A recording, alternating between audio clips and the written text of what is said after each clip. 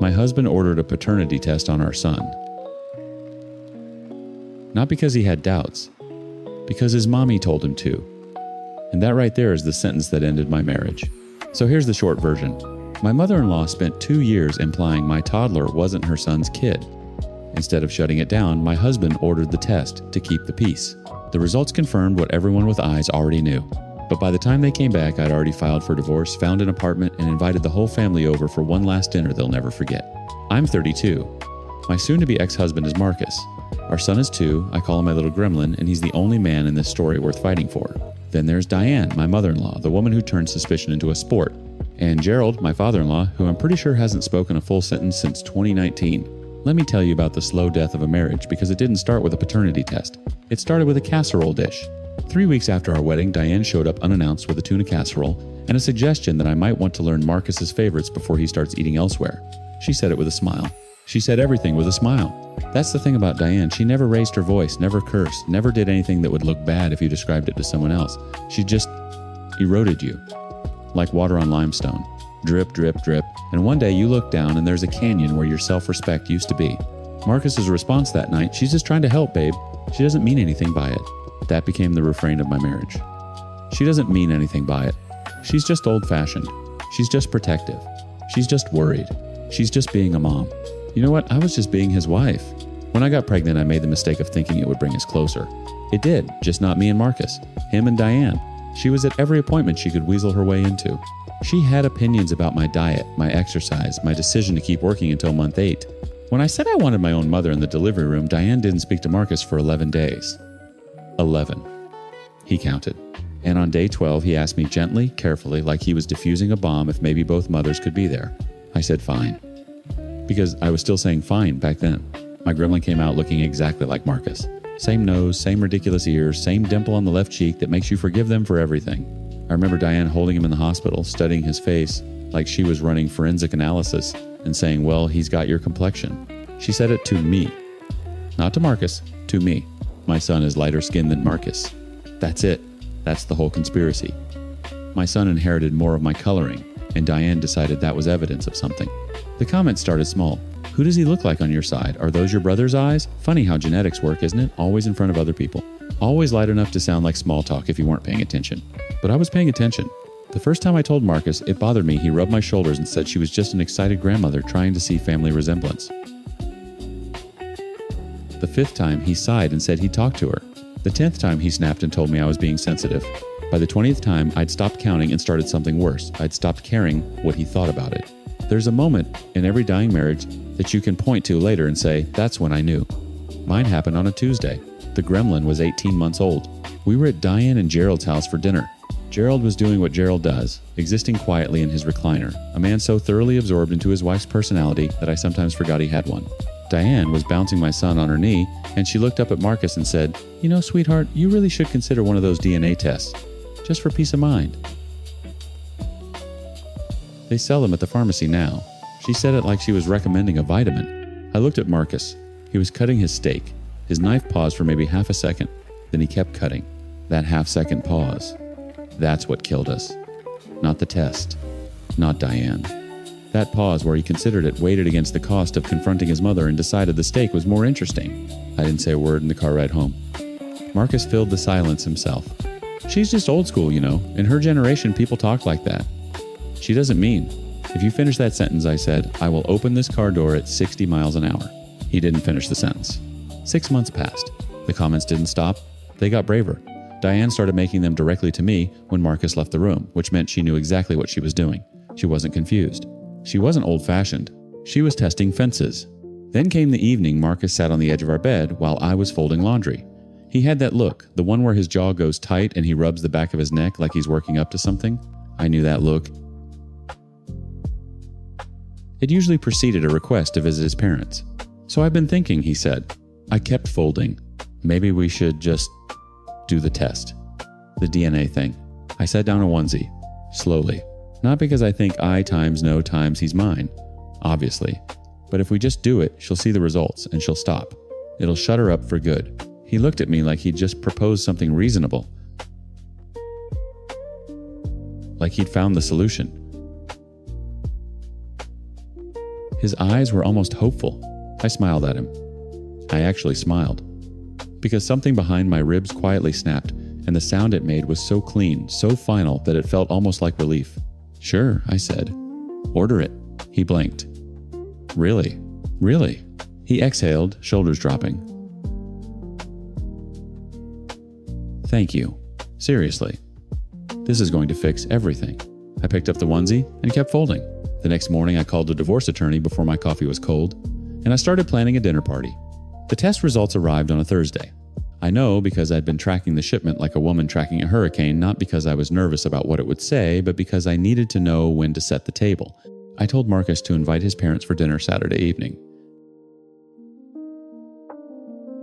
He thought it was a peace offering. He actually kissed my forehead and said, "See, this is going to be good for everyone." I let him believe that. I let him believe a lot of things that week.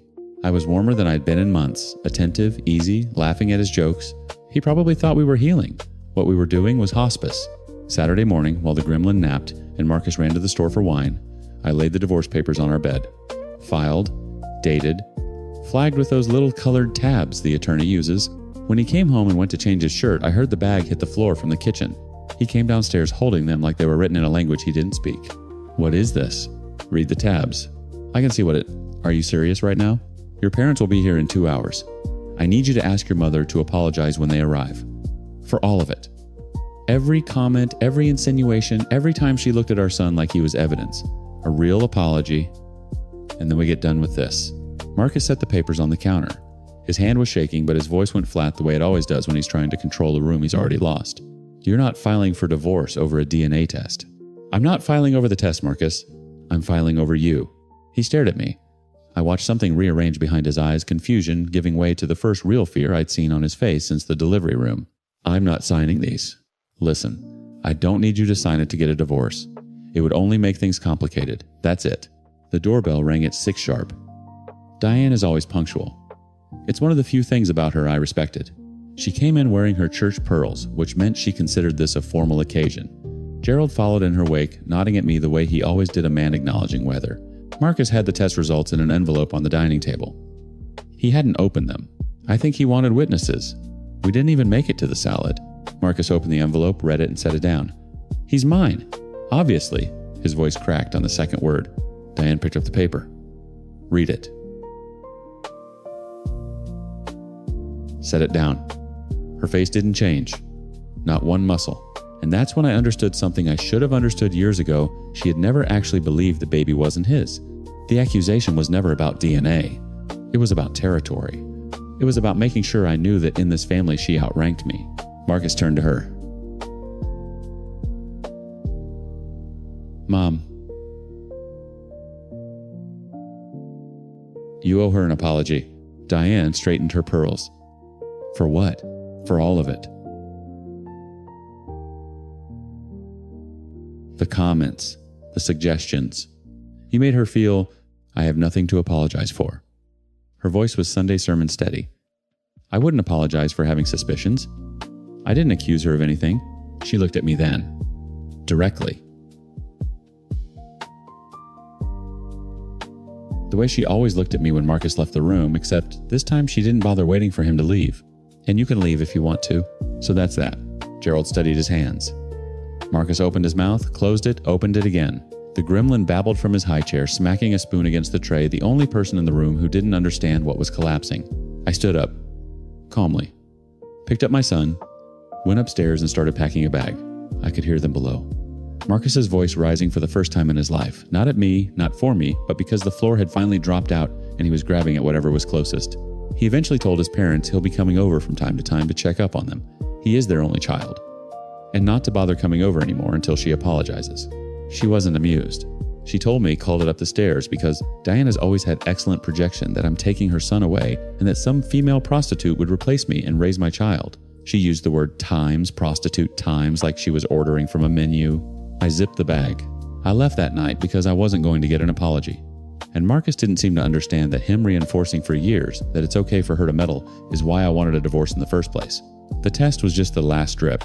The canyon was already there. It took Marcus 9 days to call about couples counseling. Not because he had some revelation about what kind of husband he'd been, not because he suddenly saw me clearly. He called because he'd spent 9 days in a house without the gremlin's morning babbling, without the weight of a small body falling asleep on his chest, and the silence broke him in a way I never could. I said yes.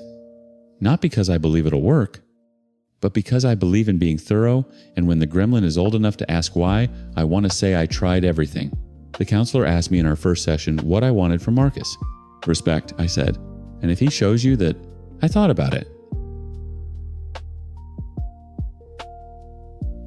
Really thought about it? Searched every room inside myself for the part that used to love him, the part that said time's fine, time's to everything, the part that folded his laundry while her heart was being autopsied. Then I'll feel it, or I won't. The divorce takes 20 days if I need it to. I'm on day 14. The clock is running, and for the first time in this marriage, I'm the one deciding what happens when it stops.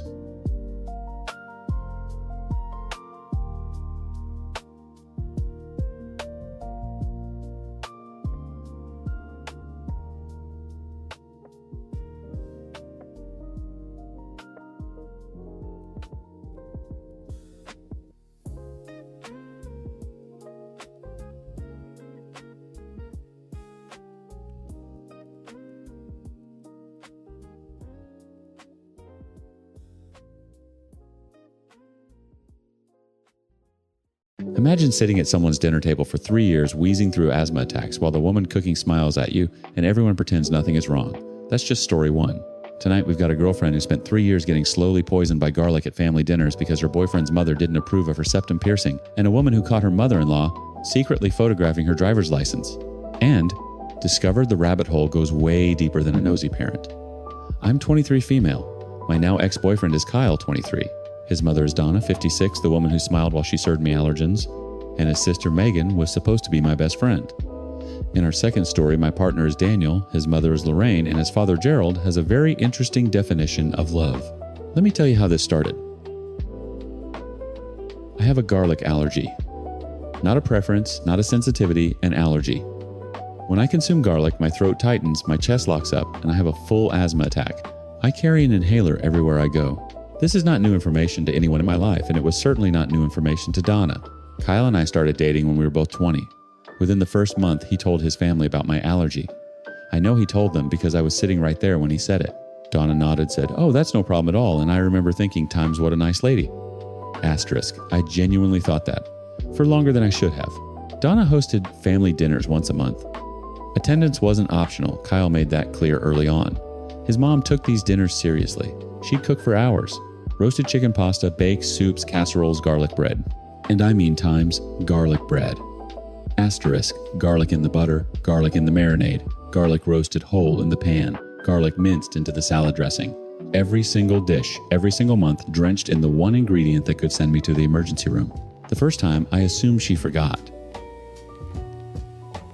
I quietly asked Kyle to remind her before the next dinner. He said he would. The second dinner, garlic and everything. I asked Donna directly, keeping my voice light, keeping my smile easy. "Hey Donna, I just want to make sure, is there garlic in the potatoes? I have that allergy, so I just want to be careful." She waved her hand. "Oh, it's just a little bit. It's not like you'll die." My chest was already tightening from the steam coming off the dishes. I ate Hawaiian rolls that night. Plain soft from a plastic bag she hadn't even opened herself.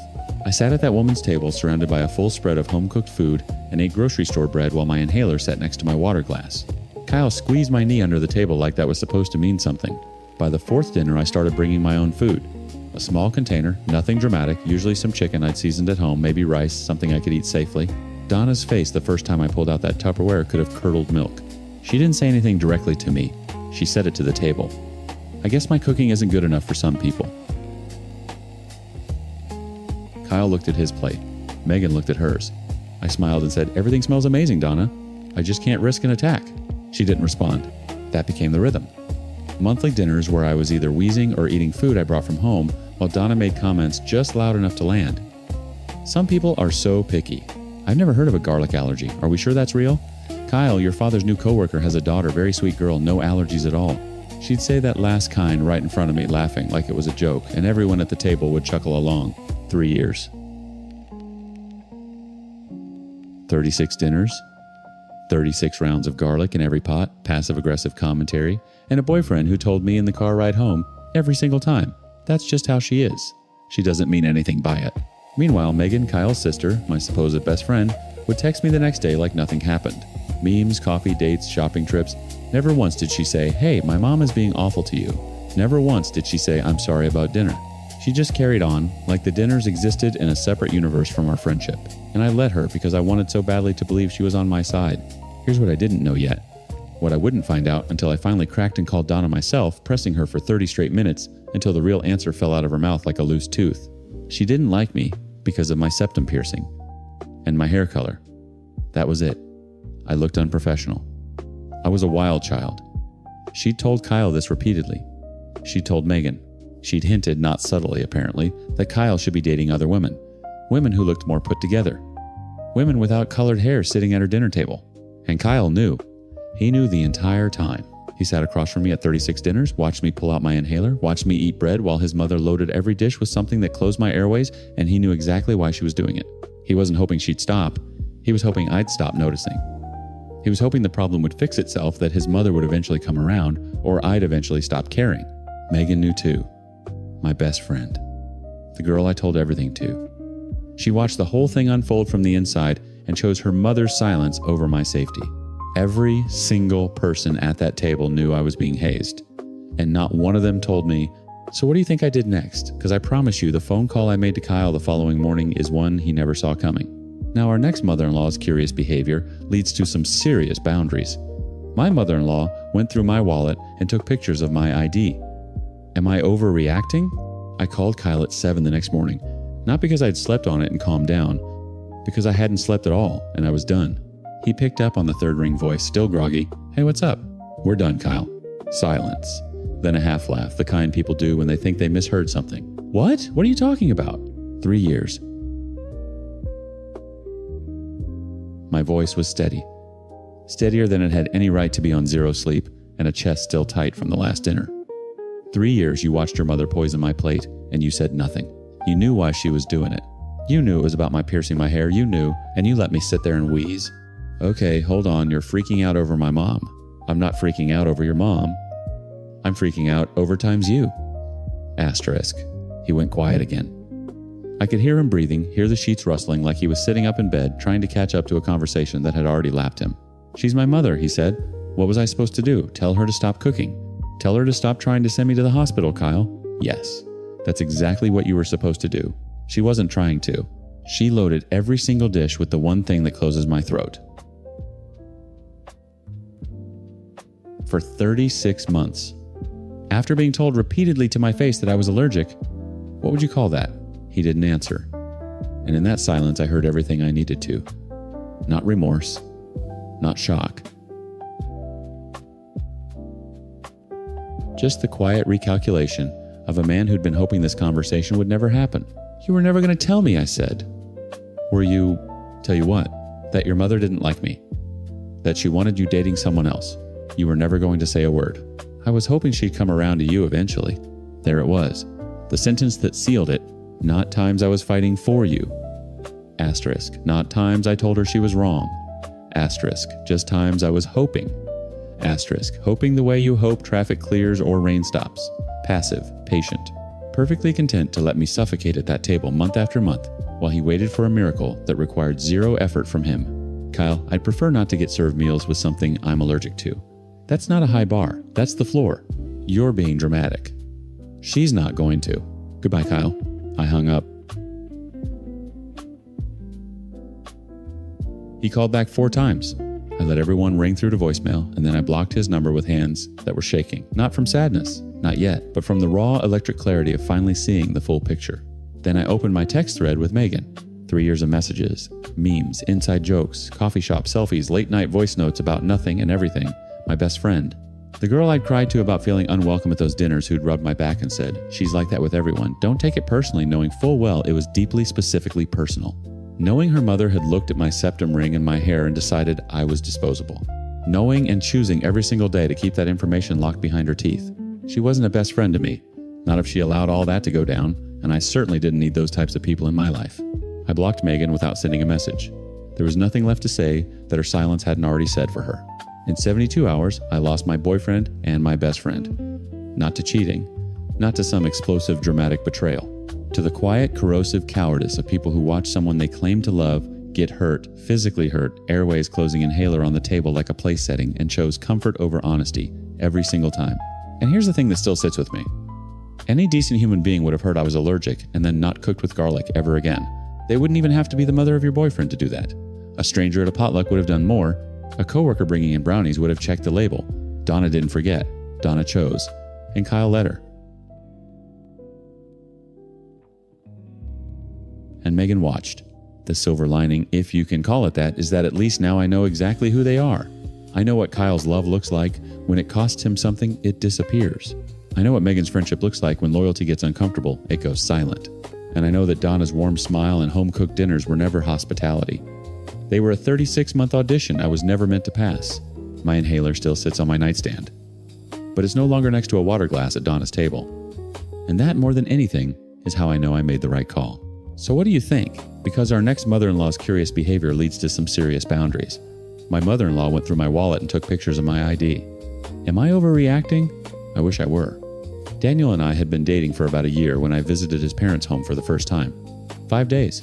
Lorraine had been warm on the phone, almost aggressively welcoming the kind of enthusiasm that made me think, times, okay, this might actually be good. Asterisk, I packed carefully. I was polite, I helped with dishes, I complimented her home, her cooking, her garden. And on day 3, while scrolling through photos Lorraine had taken of us at dinner, she'd handed me her phone to see them. I swiped one frame too far and my stomach dropped. A crisp, perfectly centered photograph of my driver's license, my full legal name, my address, my date of birth, my ID number, taken at an angle that meant she'd pulled it out of my wallet, laid it flat on a surface, and photographed it deliberately. I looked up. Lorraine was already watching me. She snatched the phone out of my hands without a single word of explanation, turned on her heel, and walked into the kitchen. My purse had been in the guest bedroom. Zipped. Inside my suitcase. She'd gone through everything.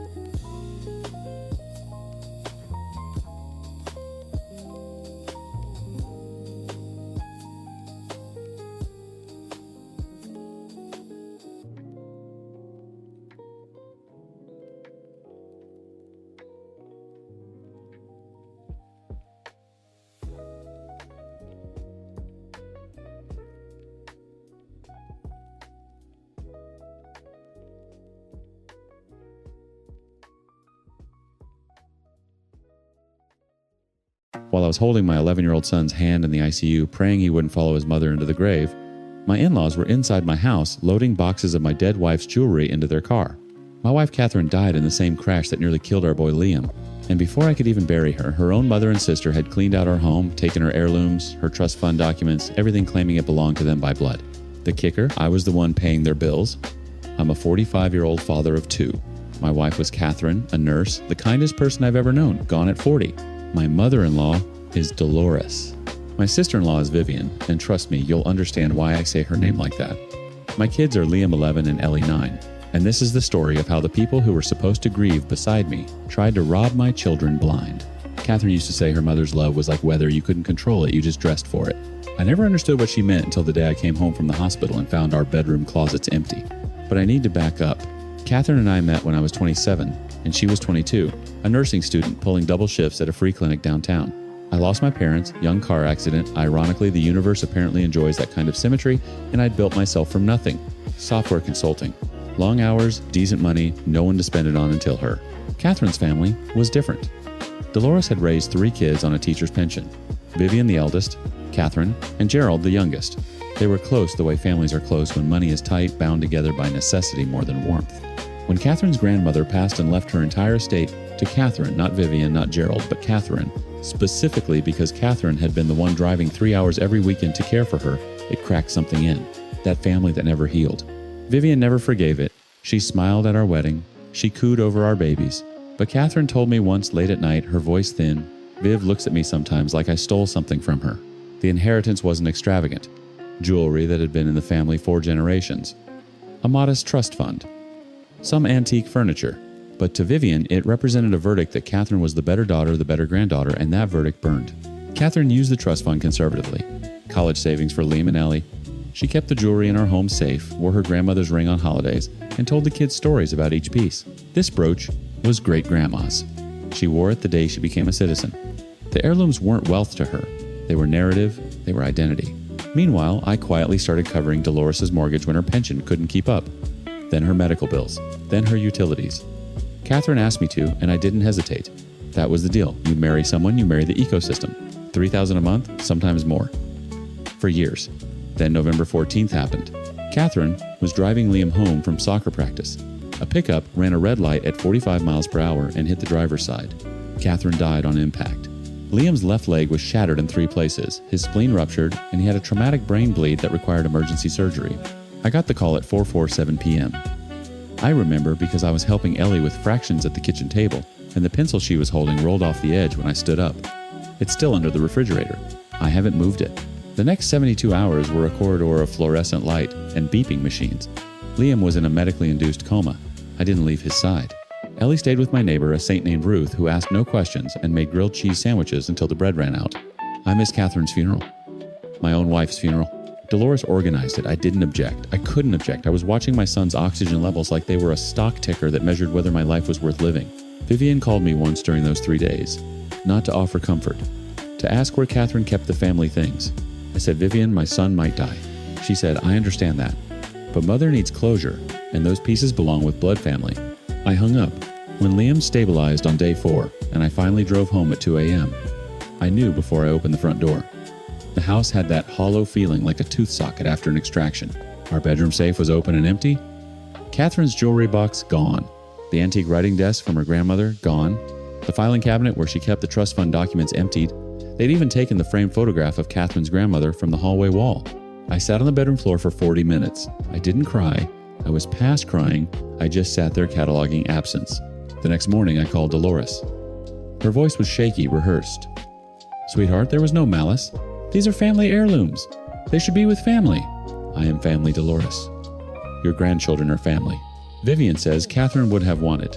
Catherine is dead. My voice broke on the word. Don't tell me what she would have wanted. Silence. Then Vivian is the eldest daughter. She's the rightful heir to mother's estate. Rightful heir. That was Vivian's vocabulary, not Dolores's. I could hear the puppet strings. I called a lawyer the next day. Mr. Hadley was a referral from a colleague, mid-50s, reading glasses perpetually on his forehead, the kind of man who shook your hand like he was already representing you. He listened to everything, took notes without interrupting, then leaned back. They entered your home without permission and removed property. That's theft regardless of relation. But here's my concern. Do you have documentation of your wife's wishes? I didn't. Catherine had talked about a will but kept postponing it. She was 40. She thought she had time.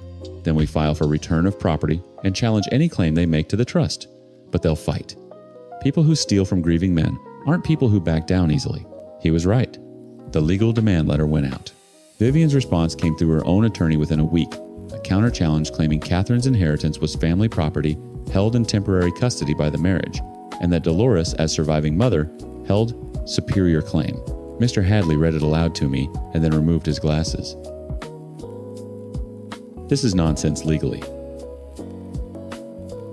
But it'll cost you time and money to prove it. So began the war. Court dates stacked up like unpaid bills. Meanwhile, Liam came home in a wheelchair, his left leg held together with titanium rods, his eyes carrying something no 11-year-old's eyes should carry. He asked me once very quietly while I was changing his bandages, Dad, if I wasn't at practice, would Mom have been on that road? I set down the gauze. I knelt until we were eye level. This was not your fault.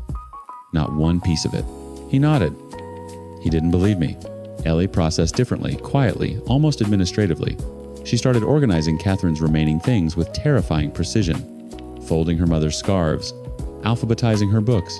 When she realized the jewelry was gone, she came to me with a face so controlled it scared me. Where's Mom's stuff, Dad? Grandma Dolores is holding on to some things. We're working on getting them back. Vivian took them, she said.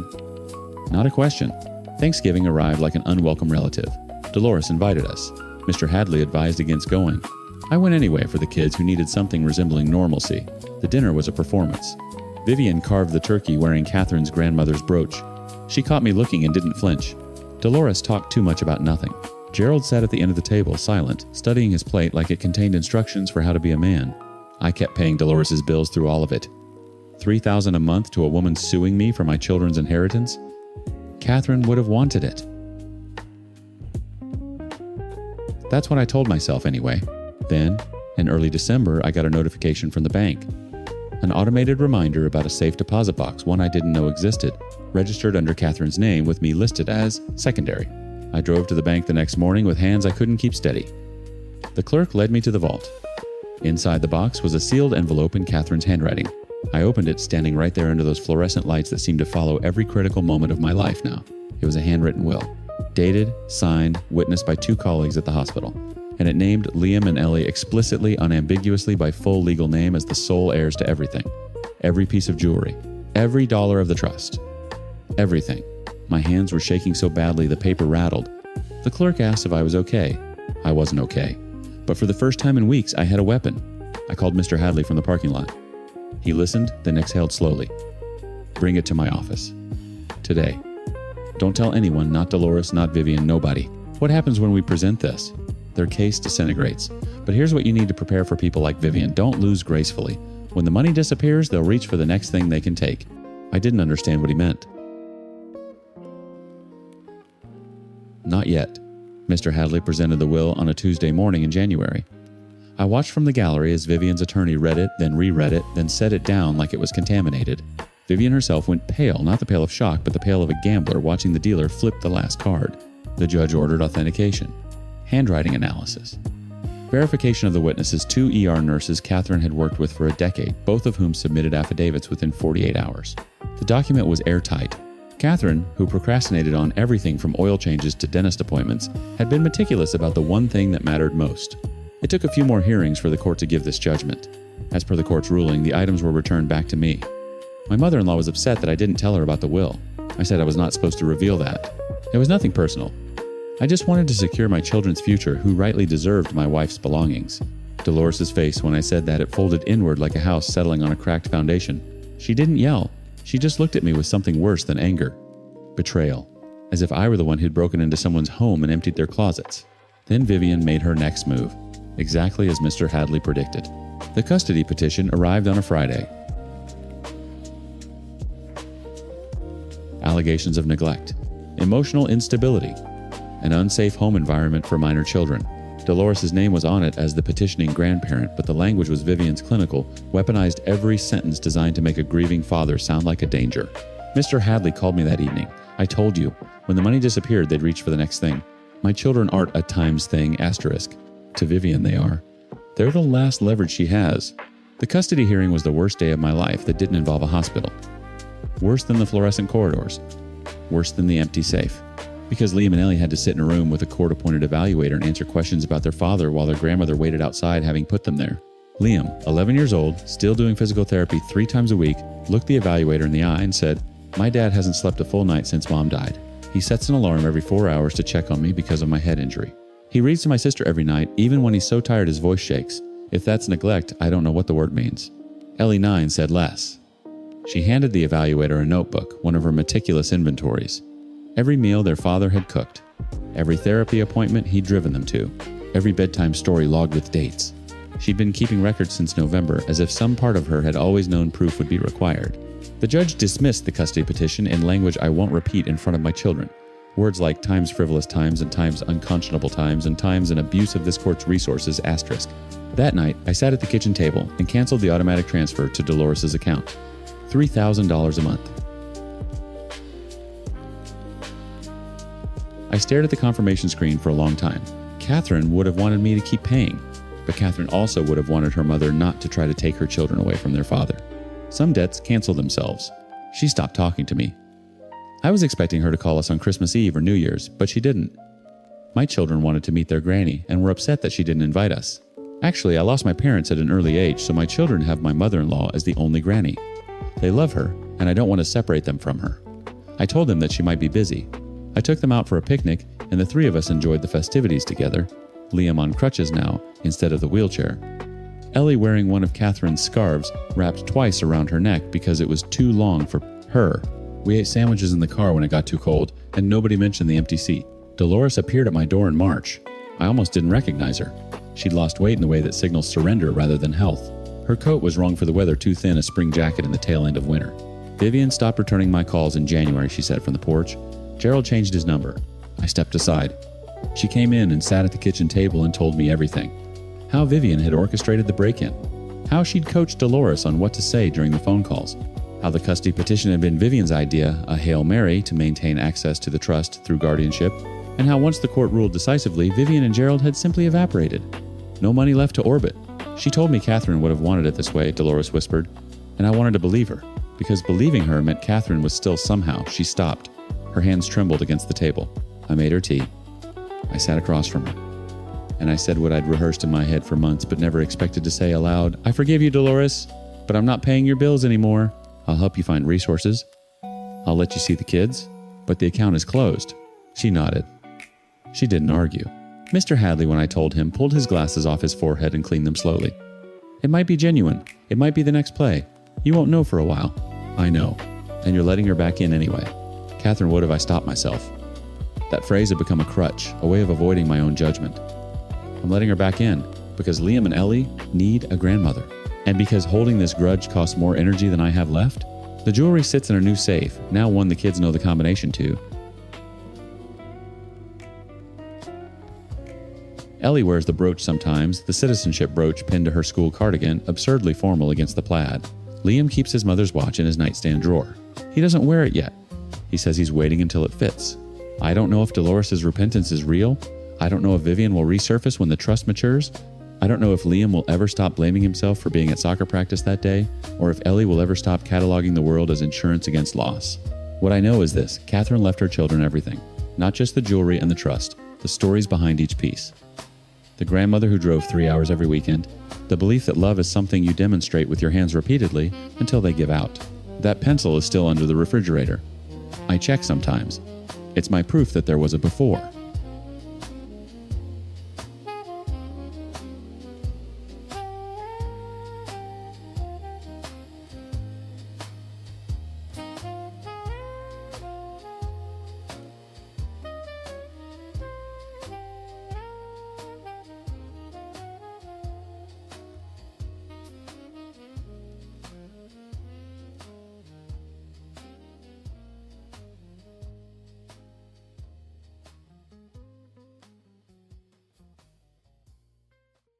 My father blew up his marriage, his career, and his reputation chasing a woman 3 years older than me. Then he had the nerve to move her into my penthouse and let her treat me like a tenant in my own home. So here's the situation. My dad lost everything after leaving my mom for a younger woman begged to crash at my place, and I said yes, because I'm an idiot who loves his father. His new wife didn't know I owned the place, started running it like she was the landlord, and when I got sick, she called my fiancé to tell her I was a cheating dog with bad genetics. That was the last straw. I'm 26 male and I own the apartment this whole disaster takes place in. My dad is Richard, 54, formerly brilliant, currently spineless. His wife is Linda, 29, who thought she married a gold mine and got a sinkhole. My mom is Diane, 52, a class act, who warned me this would happen. And my fiancée is Alice, 23, the one person in my life who didn't deserve to get dragged into this mess. Let me take you back to where it started. My parents' divorce was ugly, but not in the screaming in court way. It was ugly because it was quiet. My mom, Diane, found out about Linda the way most wives do, a text notification on an iPad that was still synced. She didn't cry. She didn't throw things. She sat Richard down at the kitchen table, slid the iPad across and said, "You have 30 days." He was out in 12. What Richard didn't anticipate was the fallout. He'd been a director at a logistics firm for 19 years, and the affair wasn't just an affair. Linda had been a junior consultant on a project his company contracted. When it surfaced, the board didn't deliberate long. Conflict of interest. Breach of conduct. Termination with a severance package that looked generous on paper until you factored in the divorce settlement, the alimony, and the fact that Richard had already been quietly funneling money into a lifestyle designed to keep a 29-year-old impressed. By the time the dust settled, my father, once a man who wore bespoke suits and drove a Lexus, was renting a 2-bedroom in Glendale and burning through savings like kindling. I'd bought my penthouse at 24 with money I'd made in software development. No inheritance. No family fund. I built a platform that got acquired, took the payout, and invested in property. The deed was in my name. The mortgage was paid. It was the one thing in my life I'd earned entirely on my own terms. So when Richard called me voice cracking, asking if he and Linda could stay just until the investor funding comes through, I knew what I should have said. I knew it the way you know you shouldn't touch a hot stove. I said yes anyway. They moved in on a Tuesday. Linda arrived with 3 suitcases, a 5-year-old daughter from a previous relationship, and a smile that didn't quite reach her eyes. Richard introduced her like I hadn't already met her at the dinner where my family imploded. She shook my hand and said, "Your father talks about you constantly." He hadn't told her I owned the place. I realized that within the first hour when she turned to Richard in the kitchen and said, "This is a beautiful apartment, babe. You should have moved here sooner." Richard caught my eye over her shoulder. The look he gave me was a plea. Asterisk. Don't. Asterisk. So I didn't. That silence was the first domino. It gave air to her narcissism. For the initial few months, she didn't bother me. She kept to the guest bedroom with Richard, her daughter took the smaller room, and our orbits barely overlapped. Though she had friends and family visiting her every other day, they didn't disturb me. I'd work from my office, eat at odd hours, and spend weekends at Alice's place. It was manageable. Tight, but manageable. But eventually I found Linda crossing her boundaries. She started commenting that I keep my room messy and that I need to clean my laundry often. Small things delivered with a tight smile and a tone that made them sound like instructions rather than observations. I mean, who was she to tell me all of this? My mom never entered my room, ever since I grew up. I'm living a life on my own. I ignored her a few times. But when she started nagging, leaving sticky notes on my door, sighing loudly when she passed my room once, actually picking up my jacket from the couch and dropping it outside my bedroom like I was a college. Freshman eye involved, Dad? I told him privately to keep Linda in check. He apologized on her behalf and told her to stay away from me. She didn't take it well that I had reported her to Dad, but she didn't do anything. Not immediately. The sticky notes stopped. The sighing stopped. What replaced them was a cold, watchful silence that somehow felt worse. Her daughter, though, that kid had no such restraint. She spilled juice on my work laptop, drew on the hallway wall with permanent marker, broke a framed photo of me and Alice that sat on the living room shelf. Each time, Linda would offer a limp, "Kids will be kids," and change the subject. I started keeping my office locked. After a few months, Dad went on an official trip to San Francisco to meet his investors. Linda used the opportunity like a promotion. The first night he was gone, she rearranged the living room furniture. The second night, she had 6 friends over until 1 a.m. music rattling my office wall. The third night, she knocked on my door and told me I needed to take out the trash because the men in this house should handle that. "This is my house," I almost said. The words were right there sitting on my tongue like a grenade. But I thought about Richard, about the look he'd given me that first day. Asterisk. Don't. Asterisk. I took out the trash. When Richard came back, I told him everything. He rubbed his face with both hands, exhaled, and said, "She's pregnant. Just give her 6 more months. The hormones, 6 months. The investor deal is almost through. We'll be out by spring." Spring came. They didn't leave. The investor deal fell through. Linda's belly grew. And I started sleeping at Alice's apartment 4 nights a week, a refugee from my own property.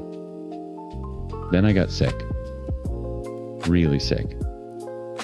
A 104-degree fever that knocked me flat for a week. Alice was away filming content for her channel in Portland. I was alone in the penthouse, delirious, barely eating. And that's when Linda picked up my phone. I found out what she'd done 3 days later when the fever broke, and I finally checked my messages. Alice hadn't texted in 48 hours. That alone was wrong. Alice texted me good morning pictures of her hotel coffee. She sent me blurry sunset photos with captions like, "Wish you were vertical." Silence from Alice wasn't silence, it was a scream.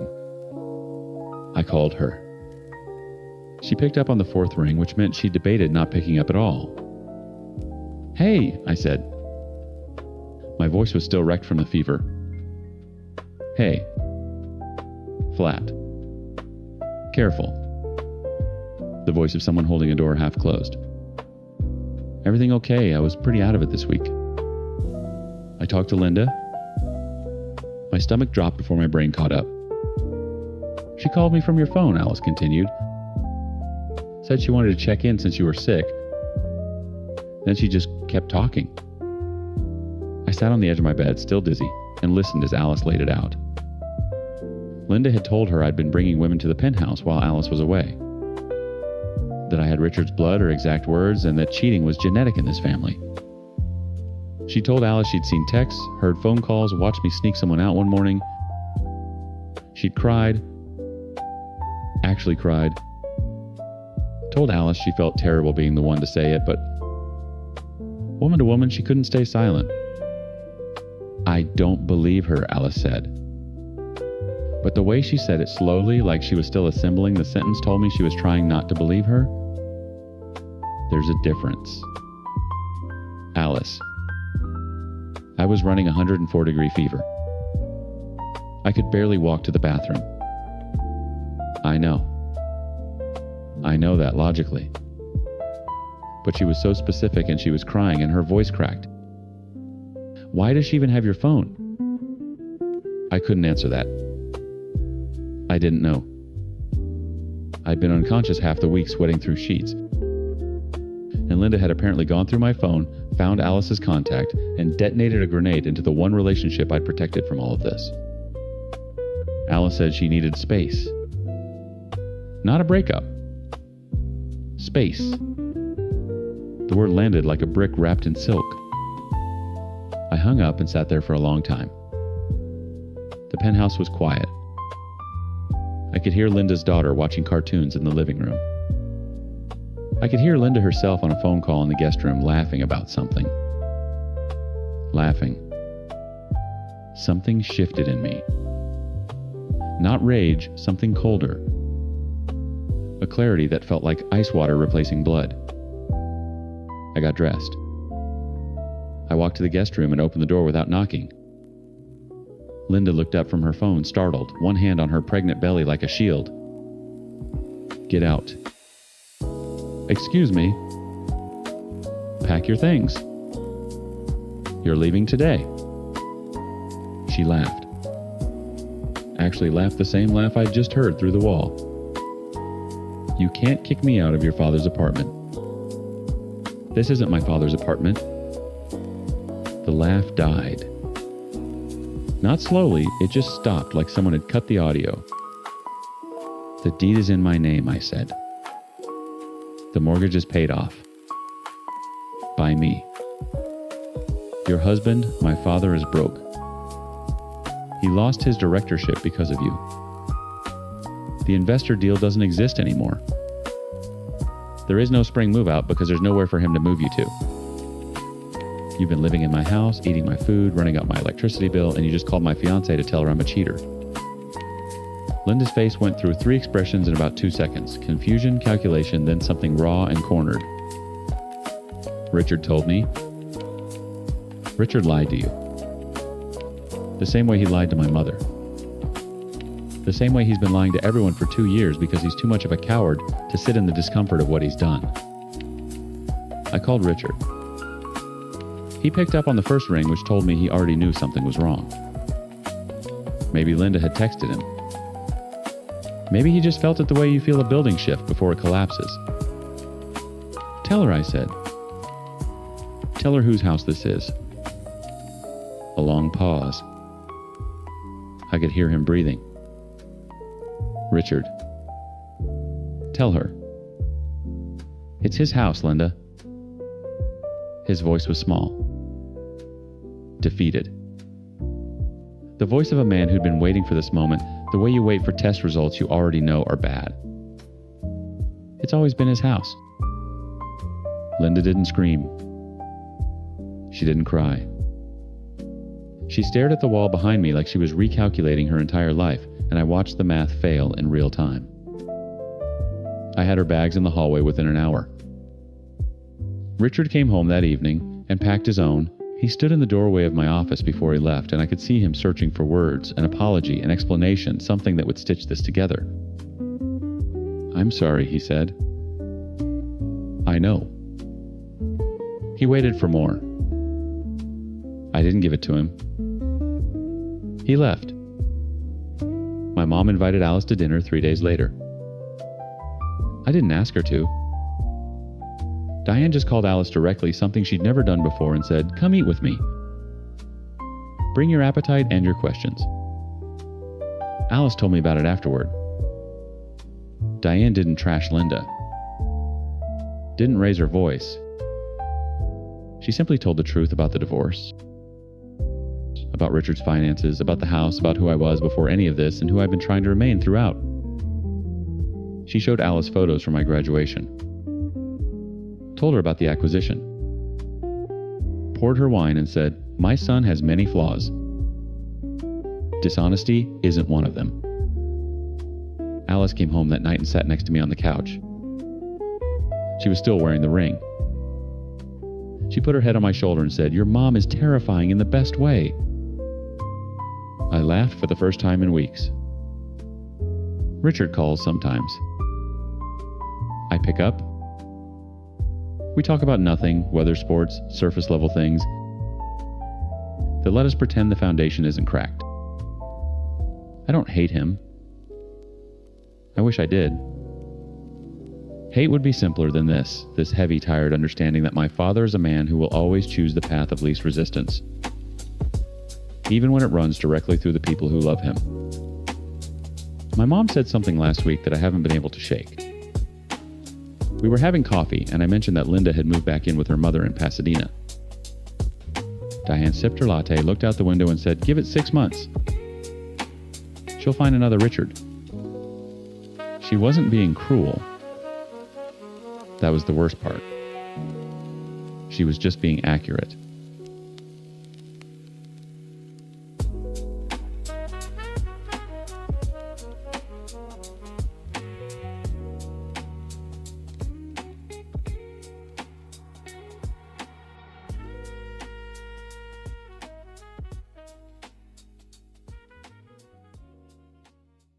My family spent years telling me I was nothing, the homeless loser, the embarrassment nobody wanted at Thanksgiving.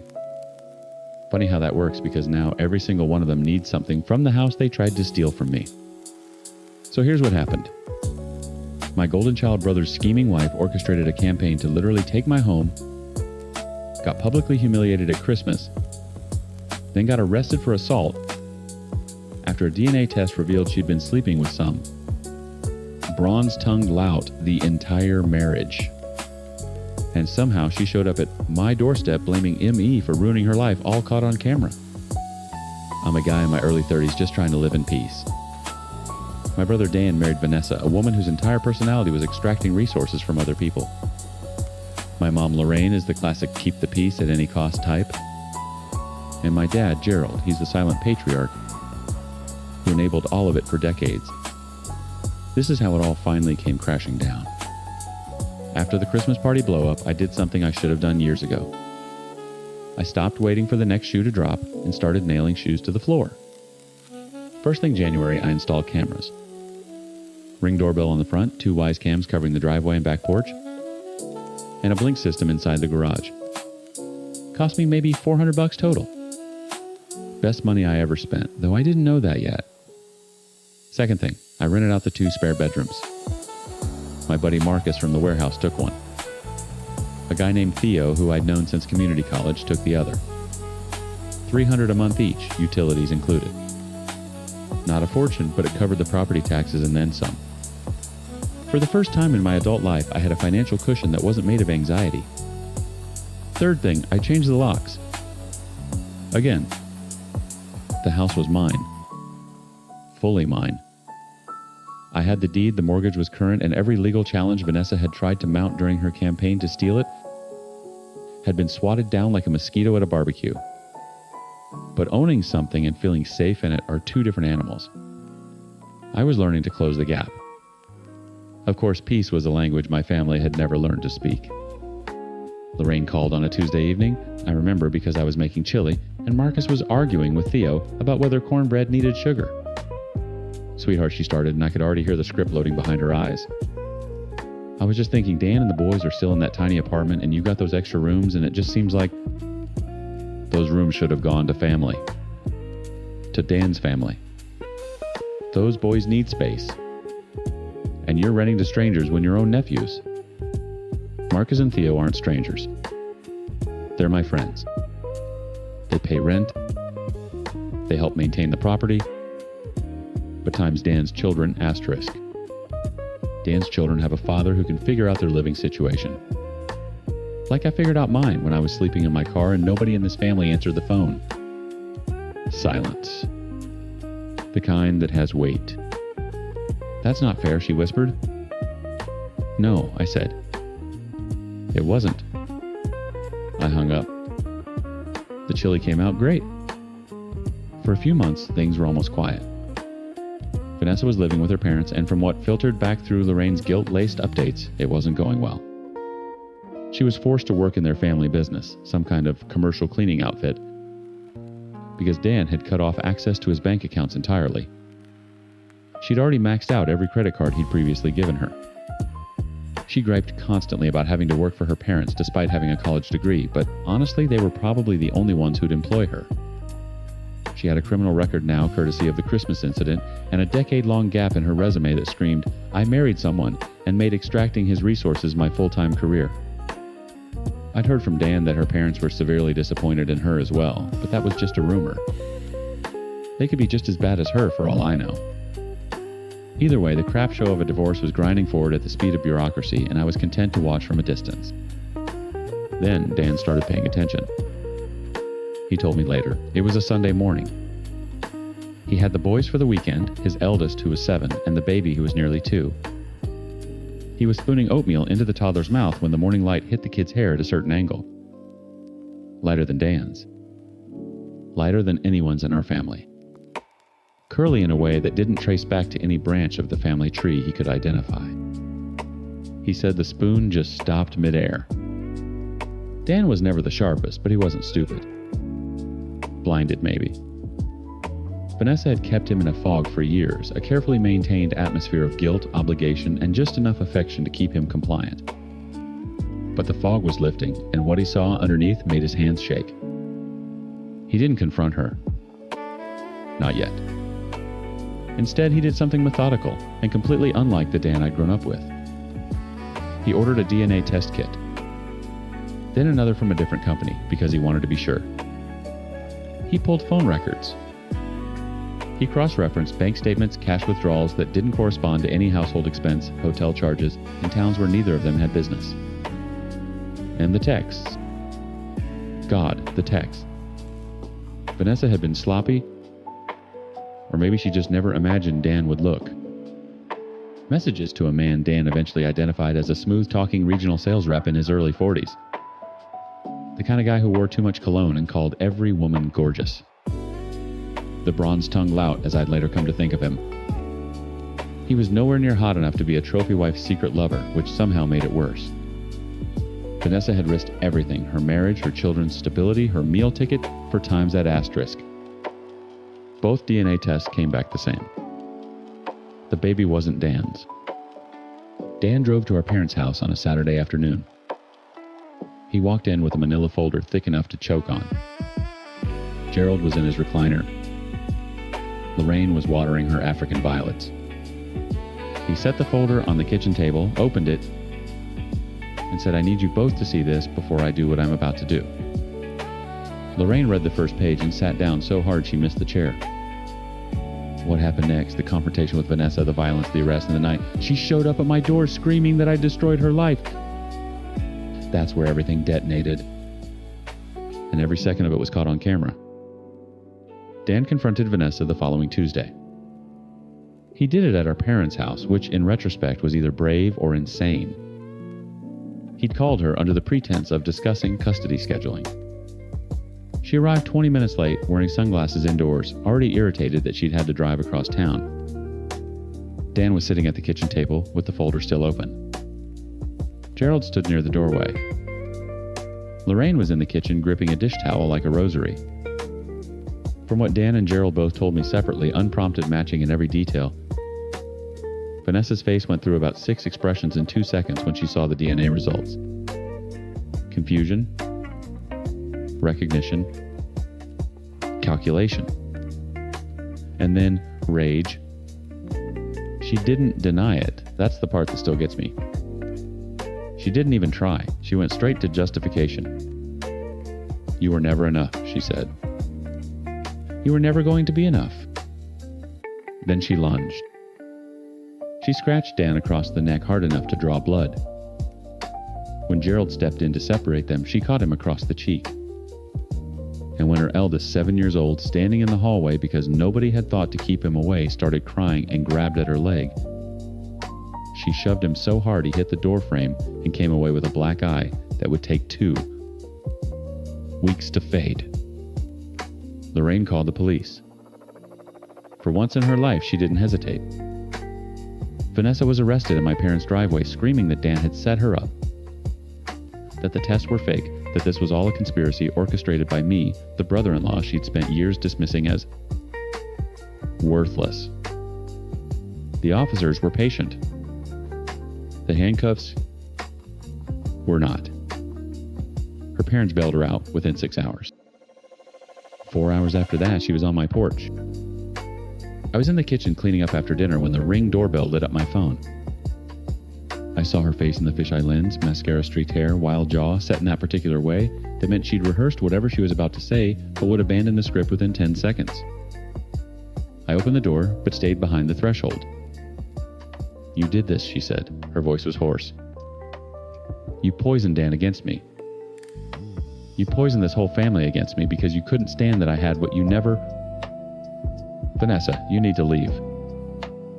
Never could keep. A family. A marriage. A life that actually meant something. And now you sit in this house that should have been times ours, times renting rooms to your loser friends while my children... Your children. Right. All of them yours. She shoved me, both hands flat against my chest. I stepped back but didn't fall. She came forward, finger jabbing, voice climbing octaves. You're nothing. You were nothing when you were homeless, and you're nothing now. This house doesn't change what you are. I said nothing. I just looked at the camera, then back at her. She followed my gaze. Saw the Ring doorbell. Saw the red recording light. She left. Peeled out of my driveway so fast she clipped my mailbox. I filed the police report the next morning. The restraining order came through by Thursday. Every frame of footage, the porch confrontation, the driveway departure, the mailbox assassination, went straight to Dan's divorce attorney. The divorce proceedings in our state are at fault. Vanessa's attorney tried to paint her as a devoted mother, driven to one mistake by emotional neglect. Dan's attorney played the footage. All of it. The Christmas party, the porch, the bank statements. The text with the bronze-tongued lout who was subpoenaed and showed up looking like a man who just realized the bill had arrived for a meal he'd eaten years ago. His testimony was hollow. He tried to minimize. It was casual, he said. She told me the marriage was over. The judge was unmoved. No alimony, partial custody, that Vanessa would barely exercise. She'd later cancel visits with increasing frequency, citing work, citing exhaustion, citing anything but the truth, which was that motherhood without an audience held no appeal to her. Dan got his name removed from the baby's birth certificate. The bronze-tongued lout who'd wanted the affair but emphatically not the consequences was saddled with child support obligations he lamented publicly on social media, which was exactly the caliber of man he'd always been. Vanessa ended up right back where she started working in her parents' cleaning business, living in their spare bedroom, posting cryptic quotes about loyalty on Instagram. Dan showed up at my house on a Friday night 3 days after the divorce was finalized. He was drunk. Not sloppy, just enough to make the drive over, which he shouldn't have done. He had scratches on his arms from moving furniture out of the apartment. Vanessa had trashed before surrendering the keys. I didn't invite him inside the house. I walked him to the camper in the backyard, poured 2 whiskeys, and shuffled a deck of Uno cards. We didn't talk for the first 20 minutes, just played. He drew 4. I stacked. He swore. Normal brother stuff, except we hadn't done normal brother stuff in 15 years. Then he said I should have answered the phone. I didn't look up from my cards. Yeah. When you were in your car. When you were, I knew. I knew, and I let Vanessa convince me it wasn't my problem. She didn't have to try very hard, Dan. His jaw worked. He set his cards down. No. She didn't. We finished the game. I won. He asked if he could sleep in the camper. I brought him a blanket and locked the house behind me. The next week I loaned him the camper. Not for him, for his eldest, who'd been sharing a bedroom with his father in that cramped apartment. A 7-year-old deserves his own space. I wasn't doing it for Dan. I was doing it for a kid who'd gotten a black eye from his own mother and still asked about her every day. Gerald and Lorraine showed up together on a Sunday. They'd seen the animated Reddit videos. Someone had turned the whole saga into a series, complete with cartoon versions of our family that were somehow both hilarious and devastating. Lorraine cried through most of the visit. Gerald sat rigid in my living room chair, hands on his knees, and said more words in one sitting than I'd heard from him in a decade. They'd started attending church. They'd enrolled in couples counseling. And for the first time in my life, I heard my father use the word narcissist, not about Vanessa, but about himself. We made you disposable, he said. We made you the one who could be lost. And when we almost lost you, we blamed you for falling. I didn't forgive them. Not that day. Maybe not ever fully. But I believed them, and that was new. They asked about family therapy. I declined. But I let them come to Sunday dinners. I let them watch me be an uncle present, steady, the kind of adult those kids had never had consistent access to. Dan's eldest started calling me Uncle Cam and showing me his drawings. The kid drew houses constantly. Big ones with lots of rooms. The house remained mine. Marcus and Theo still paid rent. The camera still recorded. The lock stayed changed. My family was not healed. We were not some redemption arc wrapped in a bow. But for the first time in 30-some years, we were honest. And honest, I was learning, was a foundation you could actually build on. Even if you had to pour it yourself.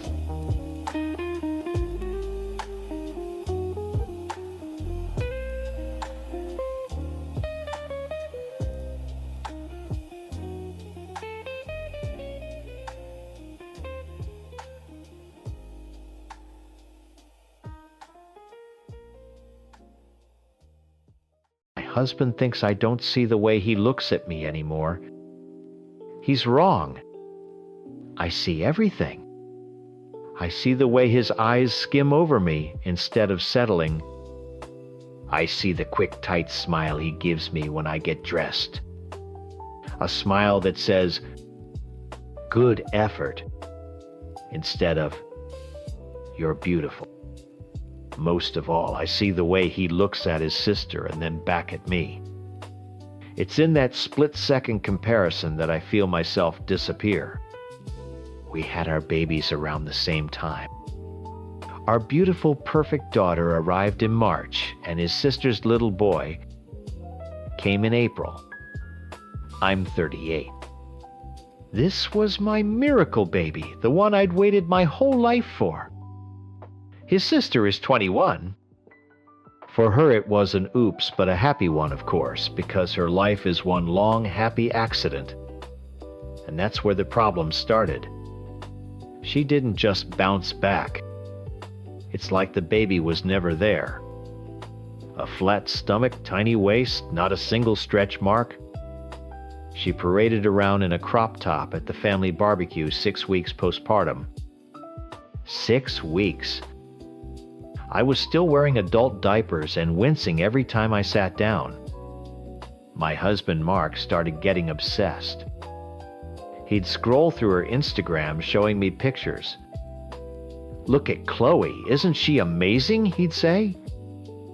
And it felt like a knife twisting. Amazing. Yes, she's amazing.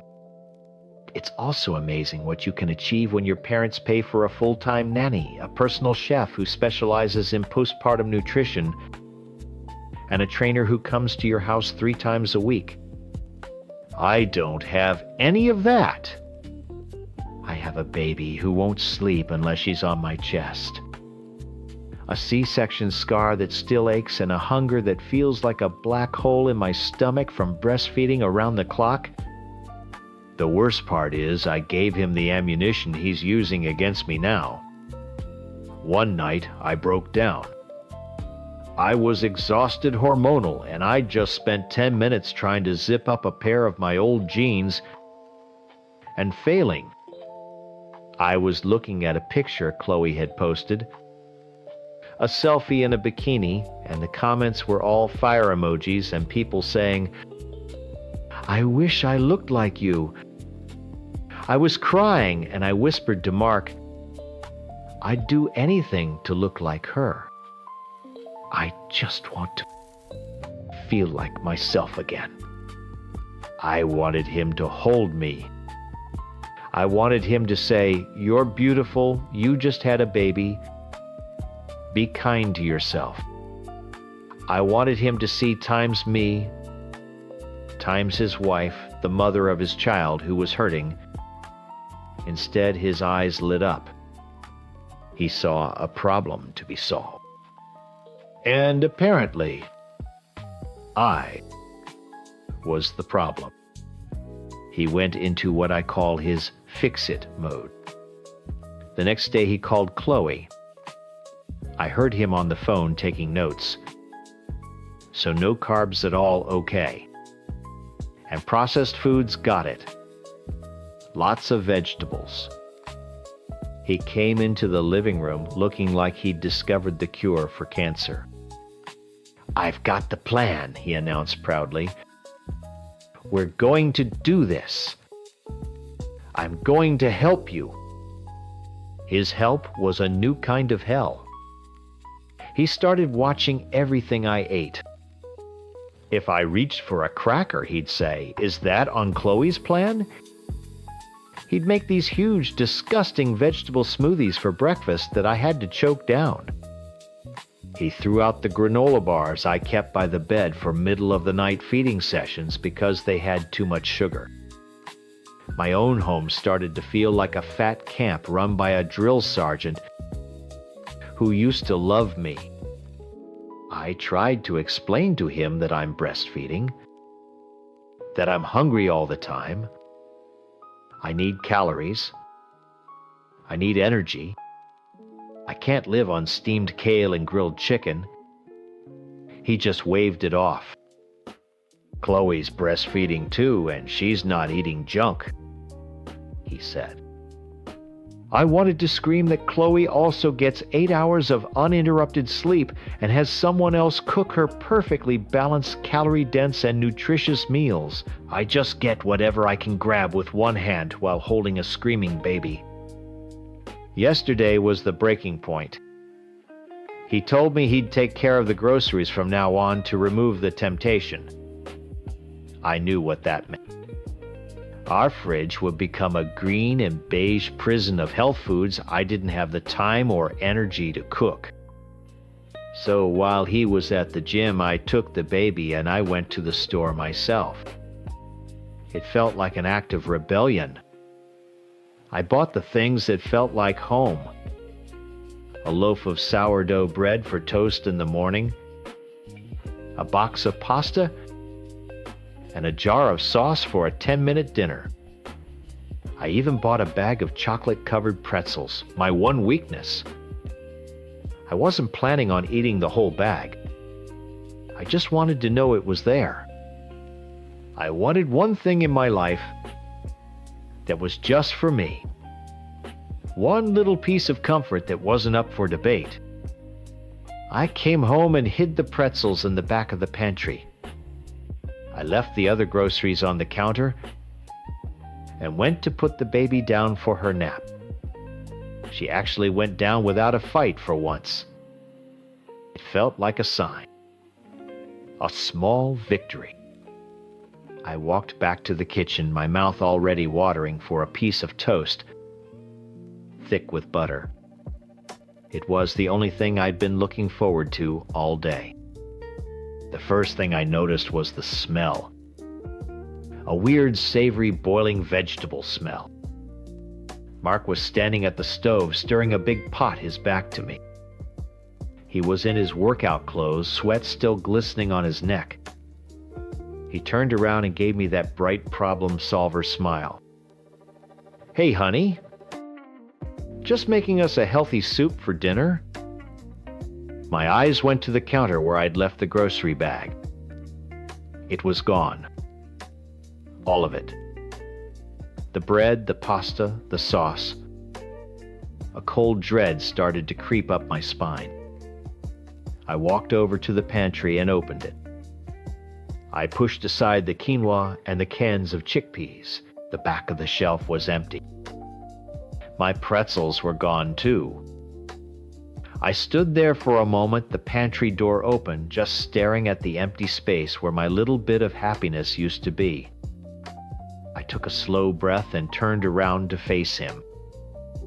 He was still smiling, completely oblivious, like a hero waiting for his medal. I held out the spoon, offering her a taste of the soup. "I'm helping you. This is what you wanted, remember? You said you'd do anything to be like Chloe." Her face, which had been pale with confusion, turned a deep, blotchy red. "My food, Mark." "Where is it?" she said again, her voice low and tight like a wire about to snap. "It's gone," I said, trying to keep my tone even and reasonable. "I threw it out. We can't have that stuff in the house if we're serious about this. It's temptation. You were sabotaging yourself the minute I turned my back." That's when the screaming started. It was like a dam breaking. Not just yelling, but this raw, guttural sound that didn't even seem like it could come from her. "I'm breastfeeding!" she shrieked, her hands flying up to her head. "I need to eat. I'm hungry all the time." That was my food. I put the spoon down, my frustration starting to boil over. Logic wasn't working. Chloe is breastfeeding too, and she's not eating bags of pretzels. It's an excuse. "Chloe has a cook!" she screamed back, tears now streaming down her face. "Chloe has a trainer! Chloe has her parents paying for a nanny so she can sleep 8 hours a night. Don't you dare compare me to her." Of course, I was comparing them. How else do you measure success? You take a goal, you look at the person who achieved it, and you replicate the steps. It's simple. It's efficient. "This isn't about her cook or her trainer," I said, raising my voice to be heard over her crying. "This is about simple choices. It's about putting down the bread and picking up a vegetable." She just shook her head, sobbing. "You don't get it. You haven't looked at me, not really, since our daughter was born. You look right through me. I'm just a project to you now. A problem you need to fix." She was twisting everything. This whole thing, this grand gesture of taking control and helping her, was my attempt to find her again. To bring back the woman who didn't sigh at her own reflection. To get back the connection she herself said she felt was fading. I was doing this times for us asterisk. I threw up my hands in defeat. Fine. I try to help you with the one thing you told me was making you miserable, and I'm the bad guy. I get it. She didn't say another word. She just turned and walked out of the kitchen. A minute later, I heard our bedroom door slam shut. I was left alone in the kitchen. The healthy soup simmering on the stove. A perfect logical solution that nobody wanted. The whole house was silent, except for the gentle bubbling of the pot. The next few days were a special kind of hell. A cold war fought in whispers and averted gazes. The soup sat in the fridge untouched. I'd eat a bowl for lunch, telling myself it was delicious, that it was the taste of discipline. She ate things that were technically healthy, but with a kind of quiet fury. She'd stand at the counter and eat a plain salad with no dressing or a piece of dry chicken, her jaw tight. She wasn't doing it to be healthy. She was doing it to spite me. To show me how miserable my plan was making her. She stopped talking to me about anything other than the baby. Does she need a diaper change? Can you watch her while I shower? Every question was transactional. The warmth was gone. I'd come home from work and the air in our house would be thick and heavy with everything she wasn't saying. One evening I found her in the nursery just holding our daughter and crying silently in the dark. I stood in the doorway wanting to go to her, to hold her, but I didn't know what to say. I'm sorry, I want you to be happy. Felt like the wrong move. I finally broke down and called my sister. I needed a sanity check. I don't get it, Chloe, I said, pacing in the backyard. I did exactly what you told me. I got rid of all the junk food I made healthy meals, and she's acting like I committed a crime. There was a pause on the other end of the line. Mark! You threw her food away like in the trash. Yeah, she bought it right after I'd done the healthy shopping. It was a cry for help. I had to be the strong one. Oh, honey, no, Chloe sighed. And for a second I thought she was going to lecture me. But then she said, you can't just force it. It's a mindset. But you're right about the food. Getting all the processed carbs out of the house was the single most important step for me. It's just, you know how emotional she is. You have to be delicate. Emotional. That was it. That was the word. I wasn't wrong in my plan, just in my delivery. I hadn't accounted for how emotional she would be. Chloe understood. I felt a wave of relief. My logic was sound. I just needed to be more delicate. That night, I tried again. I went into the bedroom where she was folding baby clothes on the bed, her back to me. Hey, I said softly. I've been thinking. I get that I was a little aggressive. I'm sorry about that. But my goal was a good one. I just want you to feel good again. I want us times to be good again." She didn't turn around. She just kept folding a tiny pink onesie with meticulous, angry precision. "Do you know what would make me feel good, Mark?" she said, her voice flat. "It would be for my husband to think I was beautiful even if I still have a belly. It would be for him to bring me a cookie when I'm up at 3 a.m. with the baby, not to throw my food in the garbage. It would be for him to hold me and tell me I'm a good mom, not hand me a diet plan based on his 1-year-old sister." She finally turned to look at me, and her eyes were empty. "You didn't do this for me.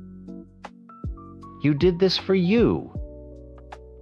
You don't like how I look, and you thought you could fix me." I opened my mouth to argue, to explain that he was wrong, that she had it all backwards. But no words came out, because in that moment, she didn't look like my wife. She looked like a stranger, a sad, tired stranger who was convinced I was her enemy. And I had no idea how to solve that.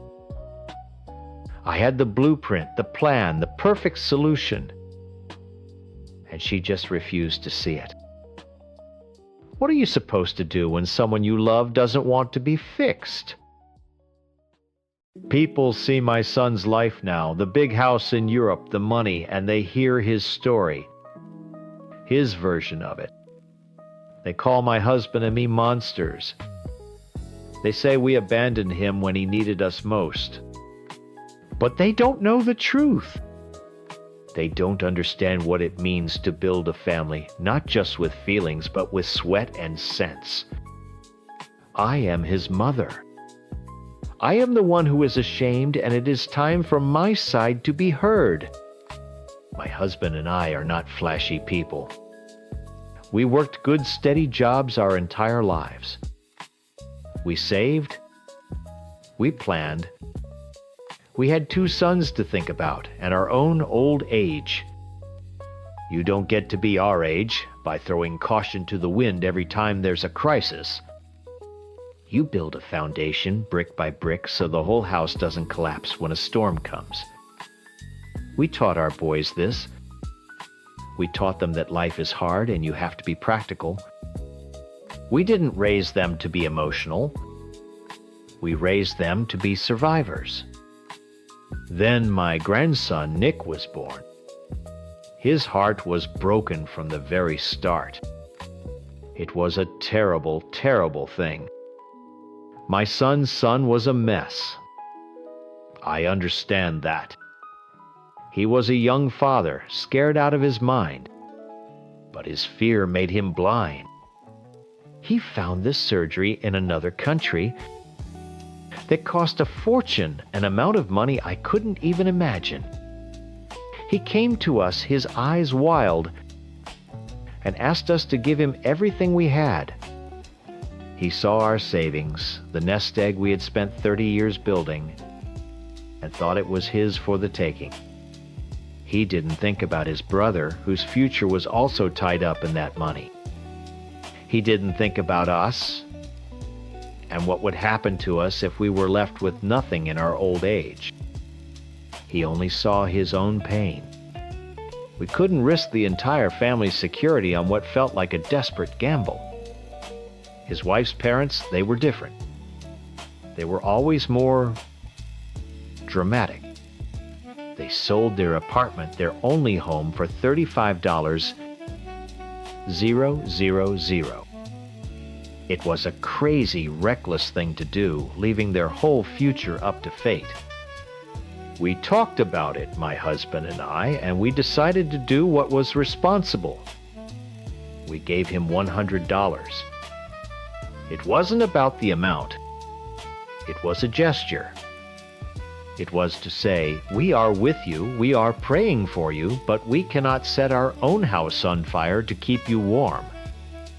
He saw it as an insult. We saw it as the only sane choice we could make.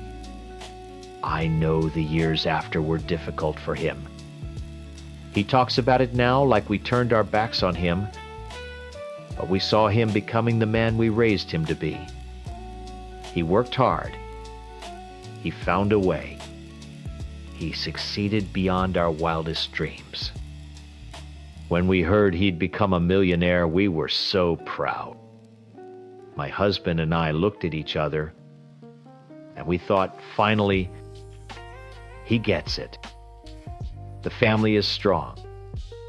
In our culture, that's how it works. A strong branch supports the whole tree. His success wasn't just his. It was the family's. It was meant to lift all of us up. But the success and that move to Europe, it changed him. He got lost in that Western way of thinking where everything is about the individual. What's in it for me? Family became a business to him. He paid back his in-laws for their reckless act. He bought them a huge house, sends them on expensive vacations. He treats it like he's settling a debt. He made his friend a partner in his company. Another debt settled. But what about us, his parents? We weren't a debt to be paid. We were the ones who gave him life, who laid the foundation. He treats us like distant relatives. When we want to see our own son, our own grandchildren, we have to book our own flights. We have to pay for a hotel. His in-laws get a guest wing. We get a list of nearby accommodations. He says he learned a lesson from us. But the lesson he learned is wrong. He thinks love is something you can count, like money in a bank account. The real proof of what he'd become came 5 years ago. My other son, a good man with a good idea, wanted to start his own business. He needed a loan. For my son's son, the amount was nothing. A drop in the ocean. He could have written the check and not even noticed the money was gone. But he sat across from his own brother and told him it wasn't a good investment. He closed the door in his brother's face. He chose money over blood. But even that wasn't the worst of it. The moment that truly shattered my heart happened just a few months ago. My granddaughter, his niece, got into a car accident. She was driving drunk, I know it was. A stupid, childish mistake. But she's just a kid. She was hurt badly, and now she has scars on her face. She won't leave the house. She's ashamed. The surgery to fix it is cosmetic, yes, but it's not about vanity. It's about healing the wound inside her, the shame she feels every time she looks in the mirror. We asked son for help. This is his family. His niece. And do you know what this multimillionaire, this son of mine, said? He told his brother, my son, that if he wanted to pay for his daughter's surgery, he should consider downsizing his home. He told him to sell his house. The cruelty of it, the absolute coldness.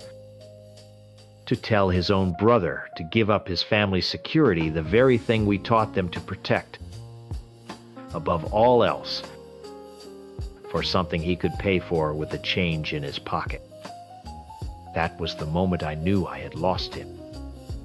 He complains that we didn't sacrifice our future for him, and now he demands his own brother do just that, all while he lives in a palace. My husband and I talked late into the night for weeks, crying, wondering where we went wrong.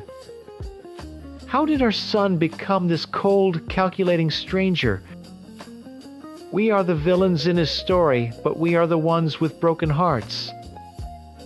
And so we decided something. We can't let this be the end of our family. We can't let him erase us, his own parents, his own brother from his life. A letter came in the mail last week. It was an invitation printed on thick, expensive paper. It's for my grandson Nick's 18th birthday. A huge, lavish party at their estate in Europe. We would be delighted by your presence, it said. It felt like another test.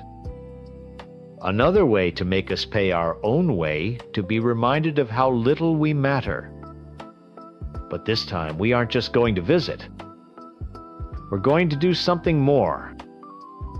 My husband has a box in the attic. It's full of things from son's childhood, letters he wrote, pictures, things he's long forgotten. We're bringing it with us.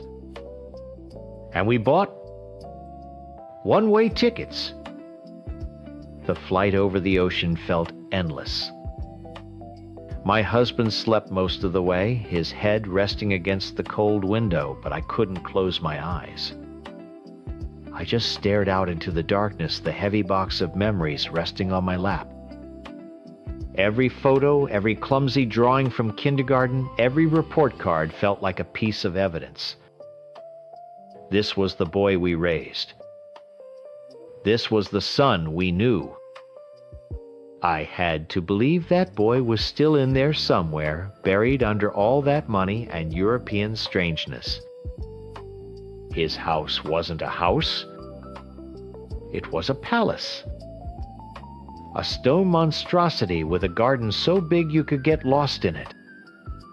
A smiling woman, a housekeeper, I suppose, showed us to our room. And yes, it was a room in the main house this time, not a hotel. A small victory, I thought. A sign that maybe he wanted to fix things. But the room was cold and impersonal, like a guest room for strangers, which I suppose is what we are now. His in-laws were already there, laughing with my daughter-in-law in the kitchen, looking perfectly at home. They wore expensive clothes. They belonged. We just felt like old dusty relatives who had shown up unannounced. The party was obscene. Hundreds of people, all dressed in formal clothes, drinking champagne that probably cost more than our monthly mortgage payment. Music drifted from somewhere in the garden. And in the middle of it all was Nick, our grandson. 18 years old, healthy and strong. Looking at him so tall and confident, you would never know he was the baby who had started all of this. For a moment, my heart ached with pride. This was the success. This was what it was all for. But then I saw my son's son moving through the crowd. He was shaking hands, smiling a smile that didn't reach his eyes. He looked like a king in his own court, and we were just peasants begging for an audience. I couldn't take it anymore. I found my husband took his hand and walked over to our son. I asked if we could speak to him alone for a moment. He led us to his study. It was dark wood and leather with a wall of books he's probably never read. He stood by his big desk, not even offering us a seat. He just waited impatient. "What is it, Mother? It's Nick's party." I put the old cardboard box on his polished desk. "We brought this for you," I said, my voice trembling a little. "We wanted you to remember." He looked at the box, but didn't touch it. He knew what was inside. I remember everything he said, and his voice was so flat, so empty of feeling. "No, you don't," I pushed. "You don't remember being a boy who loved his family? You don't remember what we taught you. About duty. About how a family stands together. I remember you taught me that when times are hard, you make a practical choice, he said. I remember you taught me the exact value of a son's. The words hit me like a slap. My husband flinched beside me. That is not fair, I cried, my voice finally breaking. We did what we had to do. We had your brother to think of. We had our future. His in-laws, they gambled everything away, and you reward them for it. You buy them a house. You send them around the world and us. Your own mother and father, you make us pay for a hotel to see our own grandchildren. You turn your back on your brother when he needs a loan. You tell him to sell his home to fix his daughter's face, your own niece. I was sobbing now, the tears I'd held back for years finally coming. Your success was supposed to be the family's success, to lift us all up, not to be used as a weapon against us. We are your parents. We gave you life. He just stood there watching me fall apart. There was no anger in his face, no pity, nothing. That was the worst part. It was like he was looking at a stranger. When I was finished, he took a breath. You're right, he said quietly. You did teach me a lesson. The most important one of my life. You and Dad taught me that love has a price tag. That family support is a transaction. You made your transaction. You paid $100 for your peace of mind. My in-laws made their transaction. They sold their home. My friend made his transaction. He worked for free for a year. I am simply settling my accounts. He finally looked at the box on his desk. He picked it up not with love, but like it was a piece of trash. This, he said, holding it up, is an attempt at another transaction. You're trying to trade old memories for a piece of my fortune. The answer is no. I've learned my lesson too well. He walked to the door and opened. The party is still going on. A car will be ready to take you to the airport in the morning. I've booked you tickets home. First class, of course. Consider it a final payment. And that was it. He left us standing in his big, empty office. My husband put his arm around me and led me out. We didn't say goodbye to anyone. We just went to our cold guest room and packed our bags. The one-way tickets we'd bought felt like a joke. A stupid, hopeful dream from two old fools. We are home now. The first-class flight was just another insult, a way for him to show how easily he could have helped all these years. My other son picked us up from the airport. We had to tell him everything. The shame of it is a physical weight in my chest. We failed both our sons, but in such different ways. People will read my son's story and they will call me a villain. I suppose in his world I am. In his world of balance sheets and transactions, we made a bad investment. But in my world, the world where I grew up, you build a foundation for your family so it can withstand anything. He didn't just leave the foundation. He bulldozed it, built a palace on top, and left us outside the gates. He has his money, his success, his Western ideas. But he is alone. He has a business ledger where his heart should be. And I, his mother, am ashamed? not of the $100. I am ashamed that I raised a son who has no soul. I'm sure you've already heard his side of the story. I'm the monster, the cheating drug addict girlfriend who threw away 4 years of his life. I get it. From the outside, that's exactly what it looks like. But you weren't there. You don't know what it was like inside my head or inside my house. My life has never really been mine. Before him, it belonged to my family.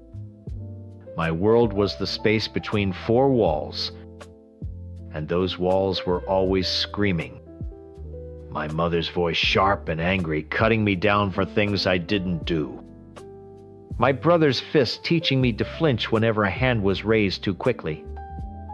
My grandmother, who lived with us, spitting bitter words that made me feel small and worthless. My dad was long gone. He got out. I was left behind in a home where you had to fight for every scrap of kindness, and showing any weakness meant you'd get eaten alive. Then I met him. We'll call him my fiancé because that's what he was. He was my secret, my escape.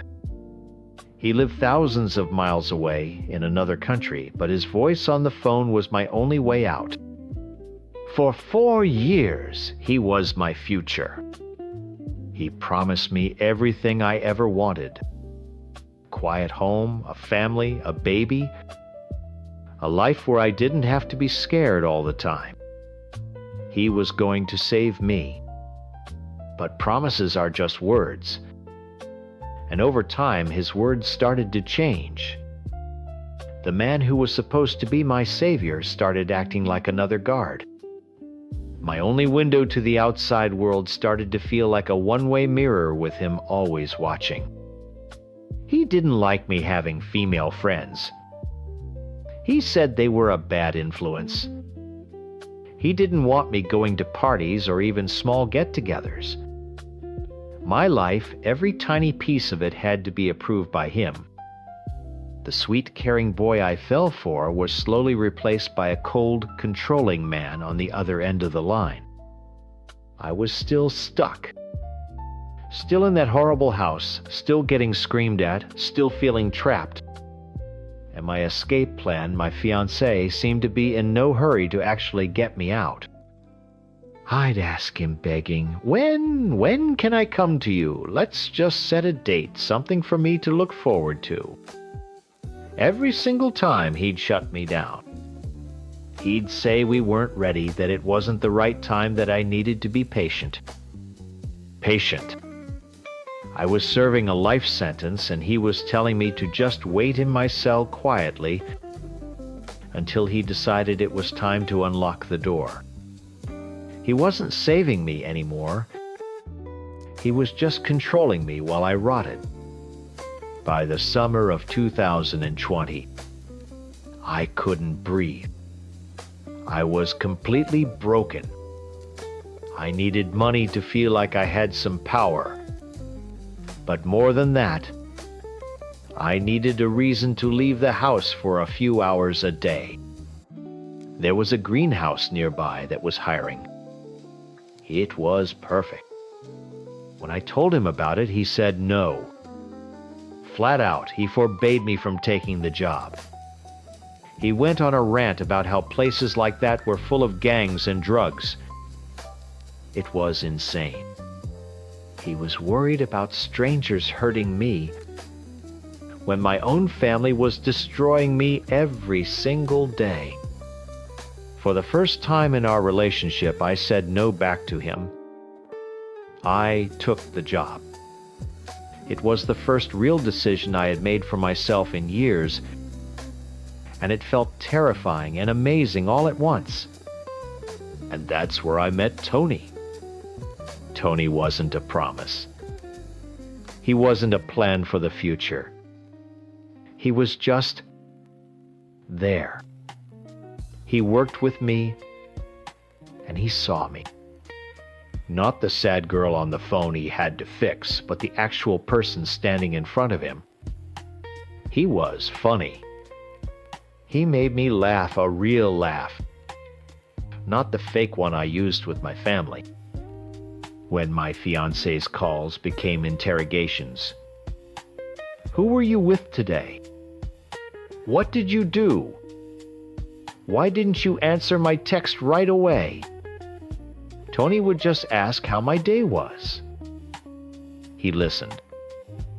My fiancé would yell at me for being tired, for not being cheerful enough for him after I'd spent 10 hours on my feet at work, and another 2 getting screamed at by my mother. But Tony would see the look on my face and just offer me a smoke, no questions asked. He offered me something else too. A way to make all the noise stop. The screaming in my house, the angry voice in my phone, the endless loop of self-hatred in my own head. He offered me meth. I know what you're thinking. But it wasn't a choice to become an addict. It was a choice to be numb. It was a choice to have a few hours where I felt nothing. Where the cage disappeared. And I could just float. So yes, I lied to my fiancé. I lied about everything. I lied about Tony. I lied about the drugs. I had to. My entire life was already a lie. I was pretending to be his perfect, obedient girl, waiting patiently for him while he was turning into someone I didn't even recognize. I was pretending I was okay when I was actually falling apart. Being with Tony was wrong, I know that. Cheating on the man I was supposed to marry was horrible. But it was the only time I felt anything real. A hand holding mine, a person sitting next to me in silence. It was a physical presence, not just an angry, disembodied voice telling me I wasn't good enough. Tony wasn't a replacement for my fiancé. He was an anesthetic for my life. Of course, he started to suspect. He wasn't stupid. He'd see me on video calls and make comments. You're so thin, are you eating? Or why are your pupils so big? His paranoia went into overdrive. The calls weren't about love anymore. They were just a list of accusations. Are you on drugs? Are you sleeping with someone? Who is he? He'd hammer me with questions and I'd deny everything, my voice shaking. Every lie I told just made him angrier, louder. He was right, but what could I do? If I admitted it, I'd lose everything. I'd lose the anesthetic Tony provided, and I'd lose the tiny dying hope of escape that my fiancé represented. I was standing with a foot in 2 different boats, and they were drifting further and further apart. I was about to be torn in 2. I was at work one afternoon, my hands deep in the soil, trying not to think about anything. My phone buzzed in my pocket. It was him. I ignored it. It buzzed again. And again. Finally, I pulled it out annoyed, ready to text him that I was busy. But it wasn't a call. It was a picture message. My heart stopped. It was a photo of me and Tony from last weekend. We were outside a convenience store laughing. He had his arm around my shoulder. It was a candid shot taken from across the street. Beneath it, a single line of text from my fiancé. I know everything. I stared at my phone, my hands covered in dirt, the world shrinking down to that single grainy picture. Me. Tony. His arm around me. The convenience store lights glowing behind us. It was such a small, meaningless moment, but he had found it. He had caught me. I know everything. It wasn't a question. It was a verdict. My whole body went cold. It felt like I was falling, but I was just standing still in the middle of a row of petunias. My phone started vibrating in my hand, his name flashing on the screen. For a second, I thought about throwing it about, smashing it on the concrete floor, and running. But where would I run? I pressed the green button, my thumbs shaking. I didn't even have time to say hello. You whore! The word hit me so hard I flinched even though he was thousands of miles away. It was pure, unfiltered rage, a sound I had never heard from him before. Not like this. 4 years, Rosie, 4 years I gave you, and you throw it all away to get high with some piece of trash from your work. I tried to speak to Lai one last time, but no words came out. What was the point? He had a picture. Don't even try it, he snarled like he could read my mind. Don't you dare lie to me again. I have more. I have everything. And he did. He started listing things off like a prosecutor, reading a list of charges. He had screenshots of texts between me and Tony that I thought I'd deleted. He had messages from some of my coworkers, people I barely spoke to, telling him they'd seen me leaving with Tony. He had been building a case against me for weeks. All that paranoia, I'd brushed off all his angry questions. He wasn't just guessing. He was investigating.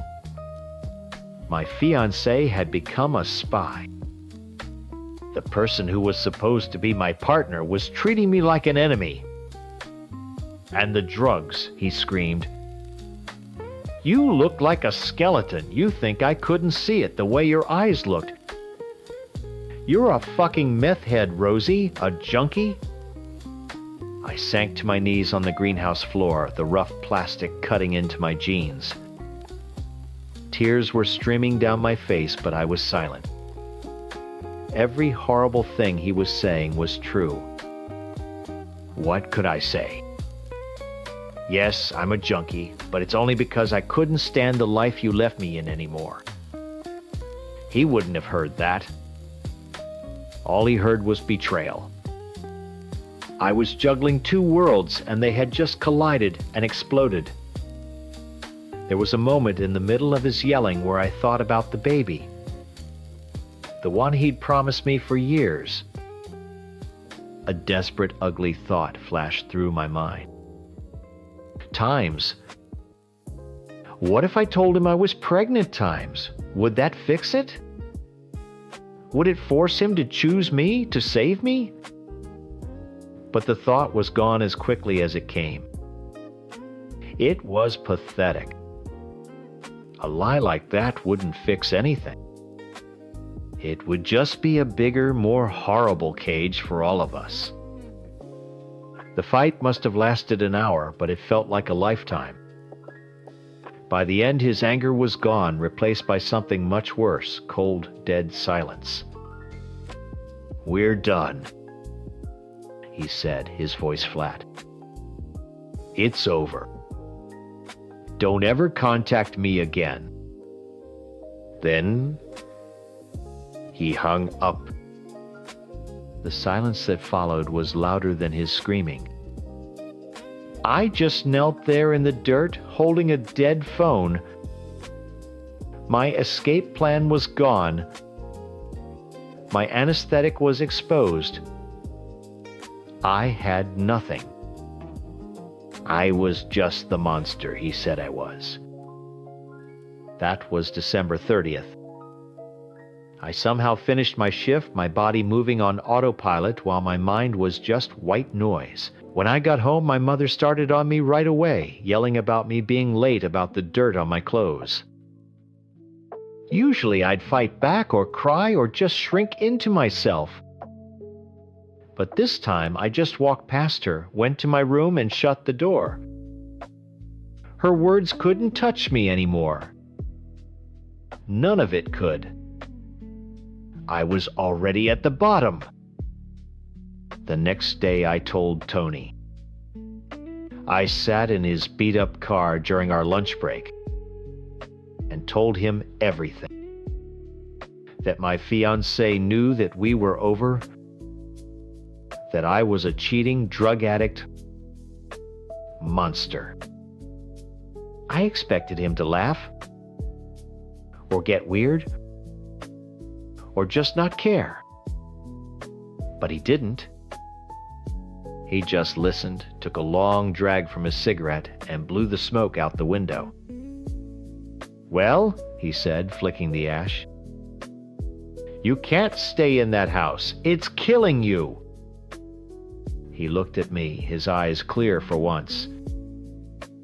"You can move in with me if you want." It wasn't a romantic proposal. It wasn't a promise of a better future. It was just a lifeline. A different place to be. An escape hatch. I said okay. 2 days later, I did it. While my family was out, I packed a single duffel bag. I took my favorite hoodies, a couple of pictures from when I was a kid before everything got so bad, and the little bit of cash I had saved. I looked around my room, the room I had spent my entire life in the cage, where I'd cried and dreamed and planned my escape. Leaving it didn't feel triumphant. It just felt empty. I walked out the front door and didn't look back. I'm writing this from Tony's couch. His apartment is small and smells like stale cigarettes and cheap air freshener. It's nothing like the clean, perfect home my fiancée and I used to talk about. There's no promise of a baby or a picket fence here. There's just now. I know I'm the villain. I see that. I lied. I cheated. I destroyed a 4-year relationship with someone who at the beginning truly loved me. I broke his heart, and I know he'll tell this story for the rest of his life, and I will always be the monster at the end of it. Maybe I deserve that. But I was trapped. I was in a house that was physically and emotionally crushing me. And I was tied to a man who became a voice on the phone, who wanted to own me, not save me. Every choice I made, every lie I told, was a desperate, ugly attempt to find a way out, to feel something other than pain, or to feel nothing at all.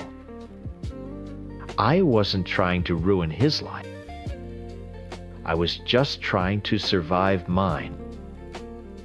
I don't know if this is freedom. Living here with Tony, working at the greenhouse, wondering where my next dollar will come from. It might just be a different cage, one with different bars. But at least it's one I chose. I know what people think of me. I'm the ex-girlfriend from his story. The rich girl who couldn't handle a joke, who chose her spoiled family over the brilliant, struggling artist. I've seen the comments online. I've heard the whispers. It's a simple story, and I'm the perfect villain for it. But it wasn't simple. It was the slow, painful death of something I thought was real.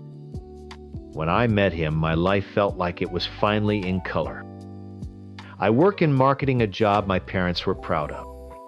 My friends were all getting engaged to guys who worked in finance or were finishing up law school. Everything was stable and predictable and beige. Then he came along. He was electric. He could walk into a room and just own it with a few words. He was funny, of course, but he was also smart and passionate, and saw the world in a way I never had. He made me feel like I was seeing it that way too. But our lives were like two different languages, and I was the only one trying to be the translator. When my colleagues at work would ask about my boyfriend, I'd get this knot in my stomach. He's a writer and a performer, I'd say, which was true, but it felt like a lie of omission. I was sanding down the edges of his life to make it fit into the neat little boxes of mine. I didn't say. He works a bar job 3 nights a week to pay rent on his tiny apartment, and spends every other waking moment trying to make strangers laugh so he doesn't have to. I was ashamed of myself for doing it, for caring what a bunch of people in business casual thought. But I was also terrified of their judgment of that polite but condescending little smile they'd give me. He felt the gap between our worlds too, but for him it wasn't a gap. It was a canyon he stood on one side of, yelling across at me. It came out in little ways. A comment about the absurd price of a bottle of wine my dad brought to dinner. A jab about how I'd never had to worry about a car breaking down. He called it his inferiority complex, but it felt more like resentment. It was a quiet poison that seeped into our relationship. I tried so hard to prove it didn't matter. I paid for dates. I never bragged about trips. I tried to make myself smaller so he could feel bigger. That's why I insisted my sister come to his big show. My little sister Chloe is a lot. She's 21 inches, that sorority bubble where the world revolves around formals and brunch. She's been given everything, and she doesn't always see past the end of her own nose. But she's my sister, and I love her. When I told him I was bringing her and a few of her friends, he got this look on his face. He said he was concerned they'd be disruptive. But what I heard was, "I don't want your kind of people in my world." I pushed back. I needed this. I needed to prove to him, and maybe to myself, that my two worlds could exist in the same room. I imagined Chloe laughing, finally getting what I saw in him, seeing the brilliant man I loved, instead of the guy with no 401k. I thought if they could just see him on that stage, they'd understand.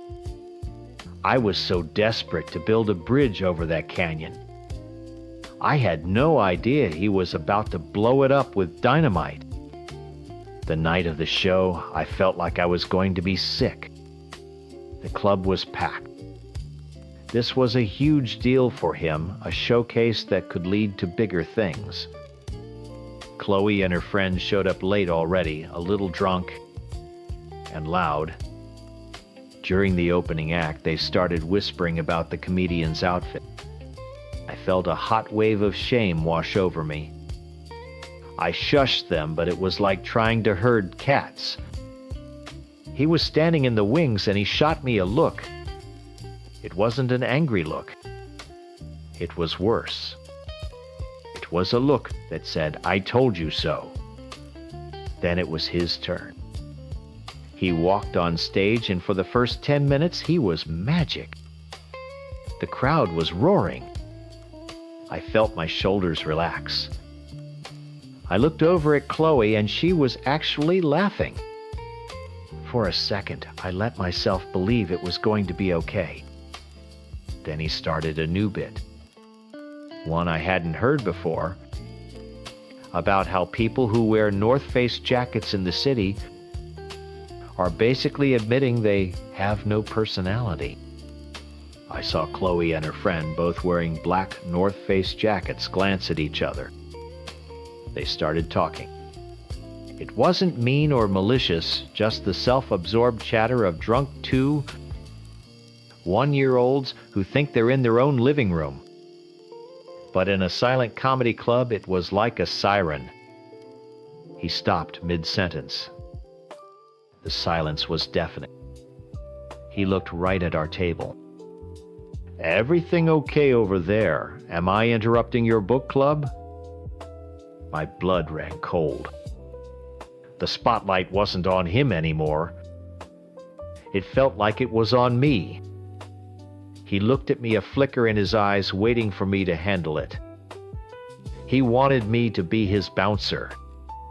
But what was I supposed to do? Stand up and scream at my own sister in a room full of people, drag her out by her hair?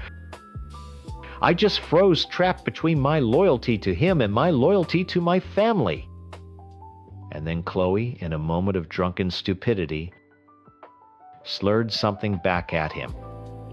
I couldn't hear it clearly, but I heard the words, "Your mom!" His entire demeanor changed. The charming comedian vanished, and someone cold and cruel took his place. "Oh, we're talking about moms now," he said into the mic. He pointed at Chloe. "You see this. This is what happens when your dad pays your rent for so long, you forget how to act in public. This is a petulant rich girl in her natural habitat." The words hit me like a slap. Asterisk, rich girl, asterisk. It was the same venom he'd use in private, but now he was putting it on display for everyone. He wasn't just shutting down a heckler. He was attacking my family. He was attacking me. The crowd was eating it up. He paused for effect, letting the laughter build. Then he leaned into the mic and delivered the killing blow. "Ladies and gentlemen, give it up for Cunt Drunkula." The room exploded. It was the biggest laugh of the night. People were howling, slapping their knees. And I just sat there, my heart pounding in my ears, watching the man I loved use the ugliest word he could think of to humiliate my sister for sport. They weren't just laughing at her. They were laughing at my world. And he was the one conducting the orchestra. The rest of the night was a blur of tears. Chloe was a wreck. We got into a cab and she sobbed the whole way home.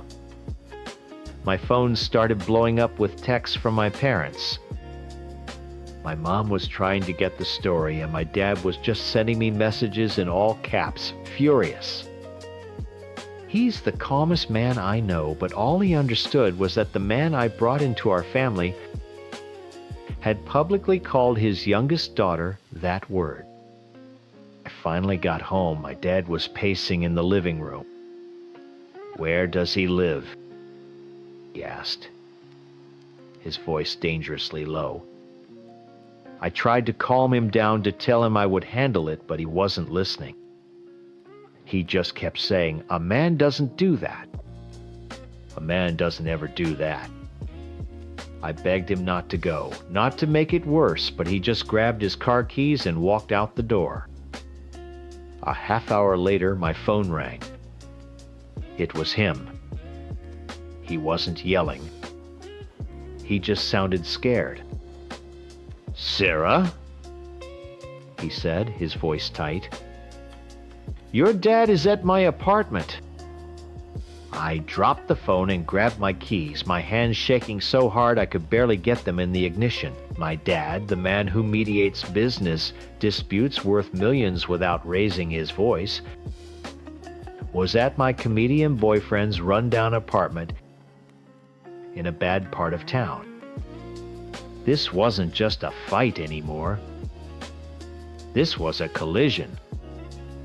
The whole drive over, I kept picturing it.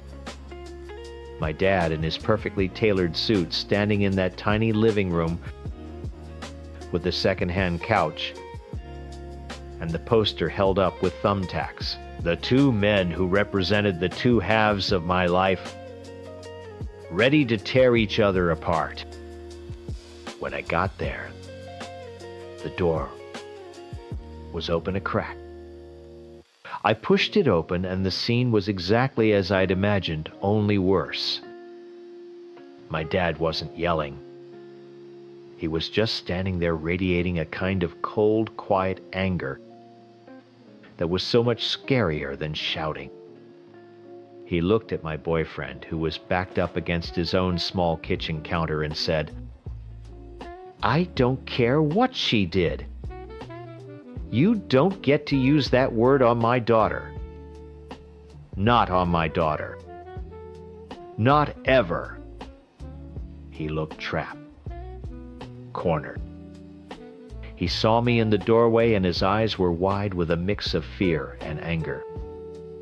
"Sarah, tell your dad to get out of my apartment." "Dad, please," I begged, my voice cracking. "Let's just go.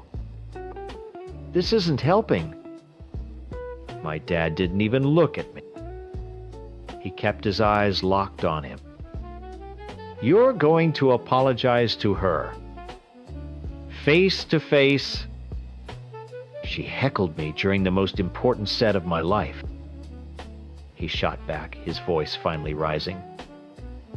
"What was I supposed to do?"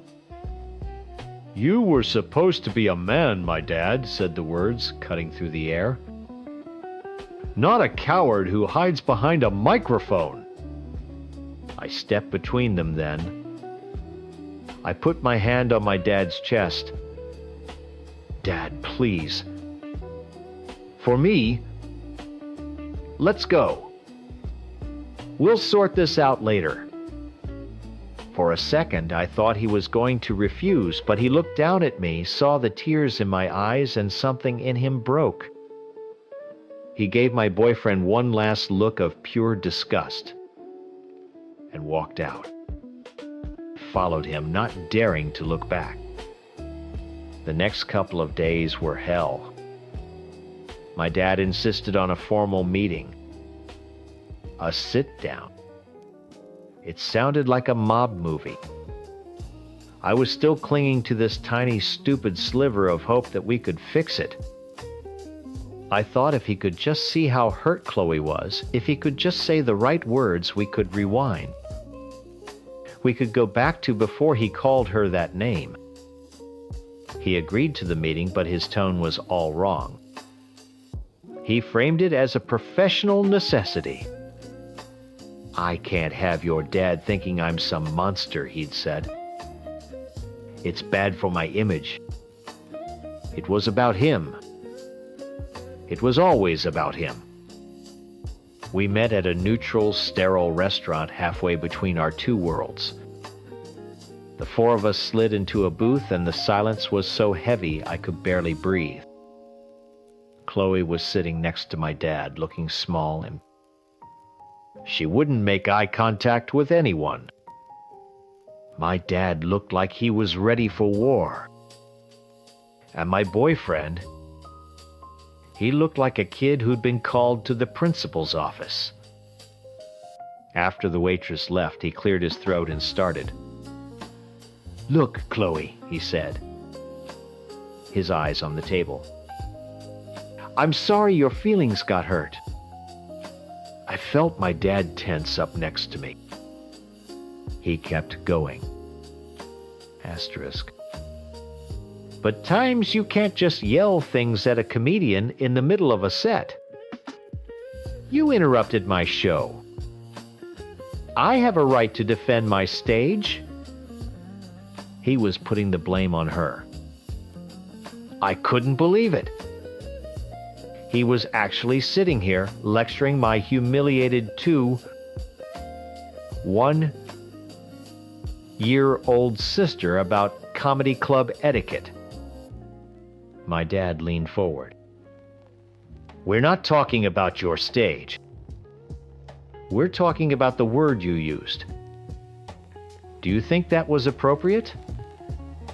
"It's a comedy club, not a church," he snapped back. "Words are just words. It got a laugh. It got a laugh.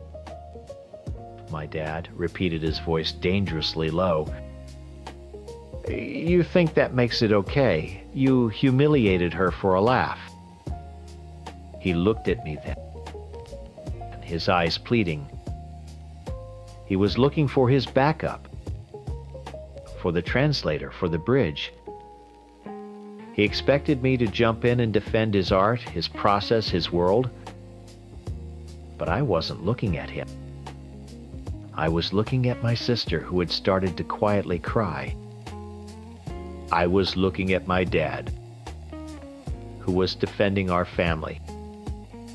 And in that moment, the choice wasn't even a choice. I turned to him, and my voice was quiet, but it felt like the loudest sound in the world. Yeah, I said, you didn't have to be that rude. The look on his face was like I'd stabbed him. Betrayal. He just stared at me as I put my arm around my sister. The bridge wasn't just burned. It was gone. There was nothing left but that canyon between us. We went back to his apartment. We both knew it was over. The silence was different this time. It wasn't angry. It was just dead. He was pacing back and forth in the small space. Finally, he stopped and looked at me. So that's it. I embarrass you. The question hung in the air. For so long, I had been embarrassed by the wrong things. I was embarrassed to tell my friends he worked in a bar. I was embarrassed when my parents asked about his savings. I was embarrassed by our differences. But I was wrong.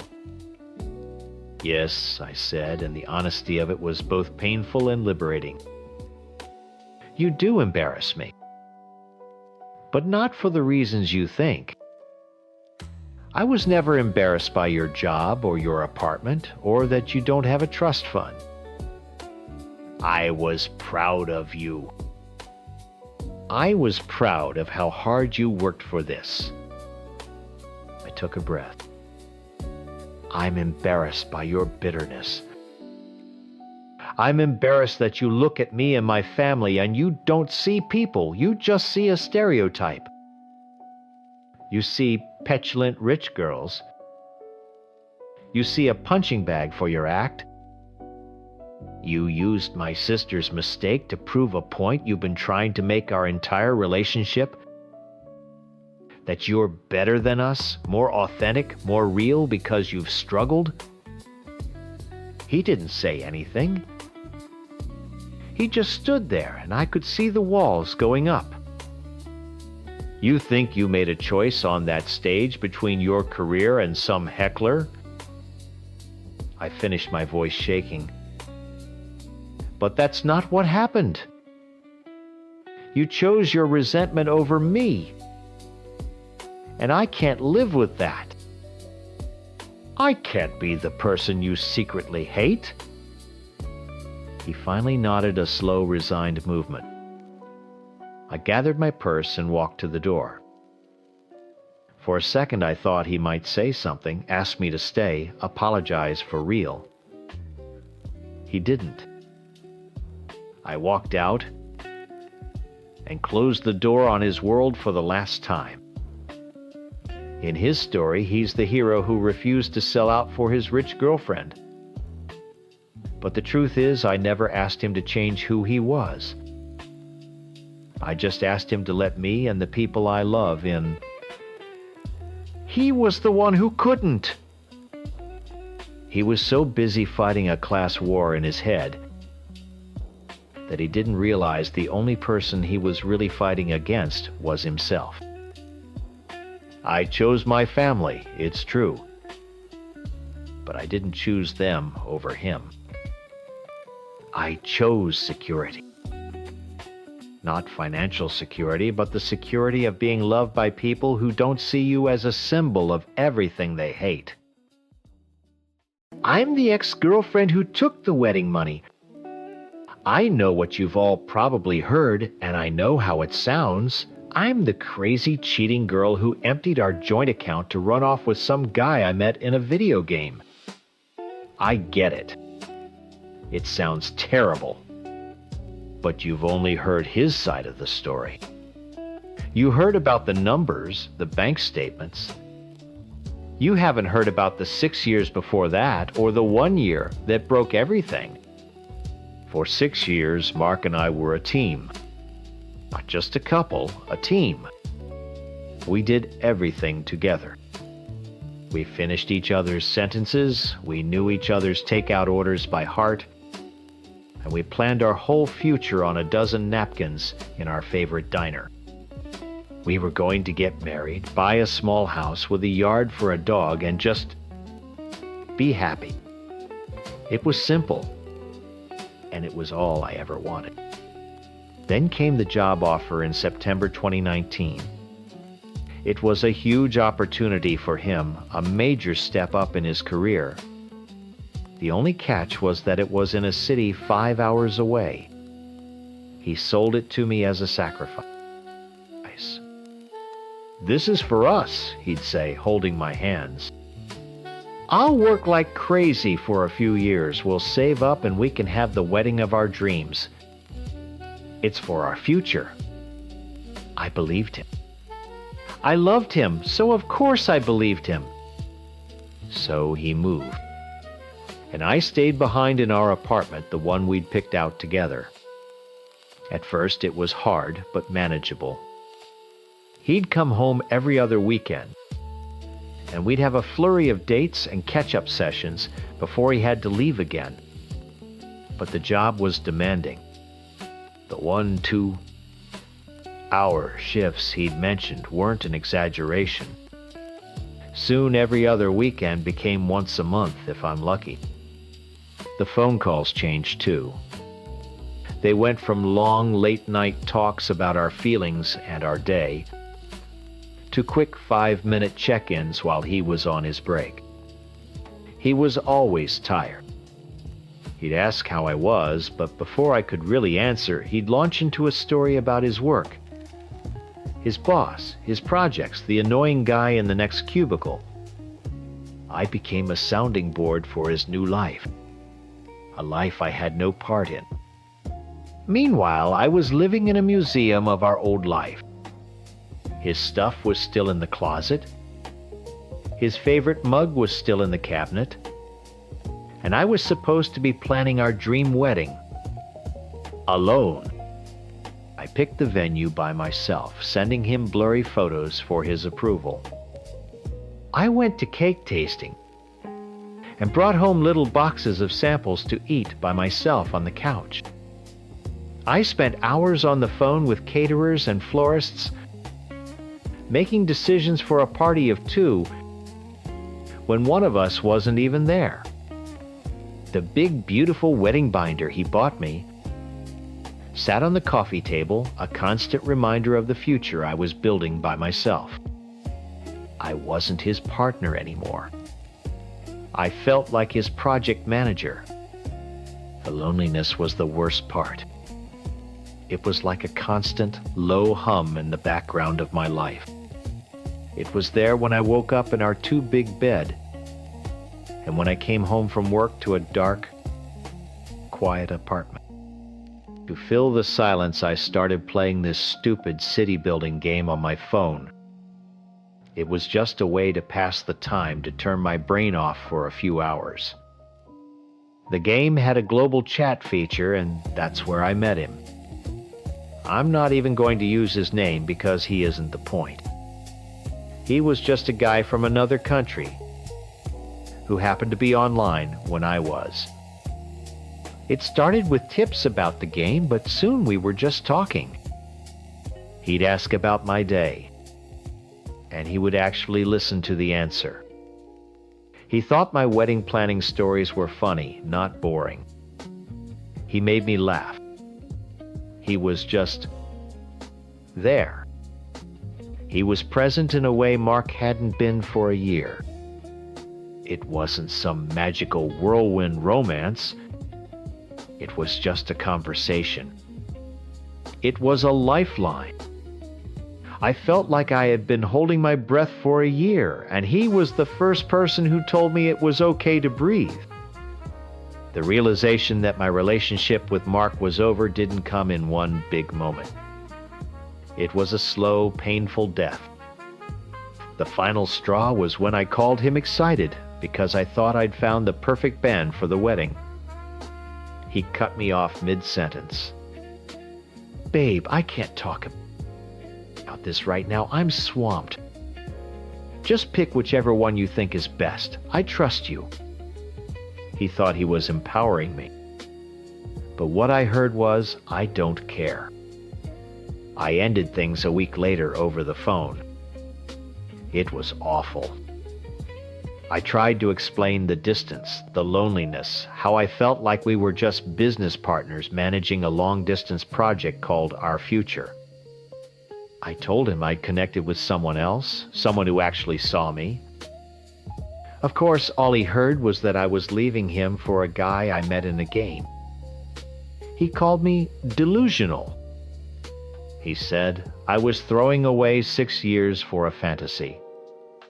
Maybe he was right. But our relationship already felt like a fantasy. The only difference was my new one didn't make me feel so alone.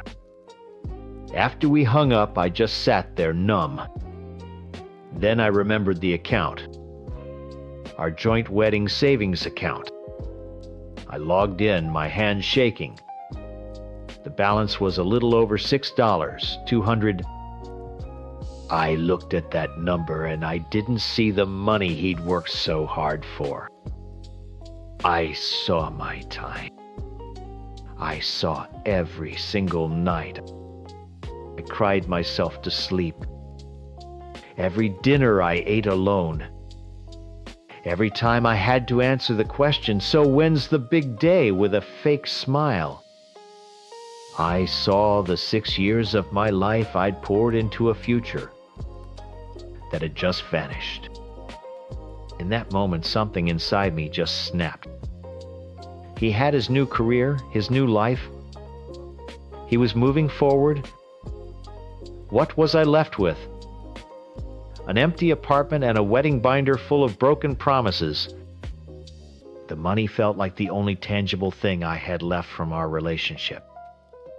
It wasn't about revenge, not really. It was about worth.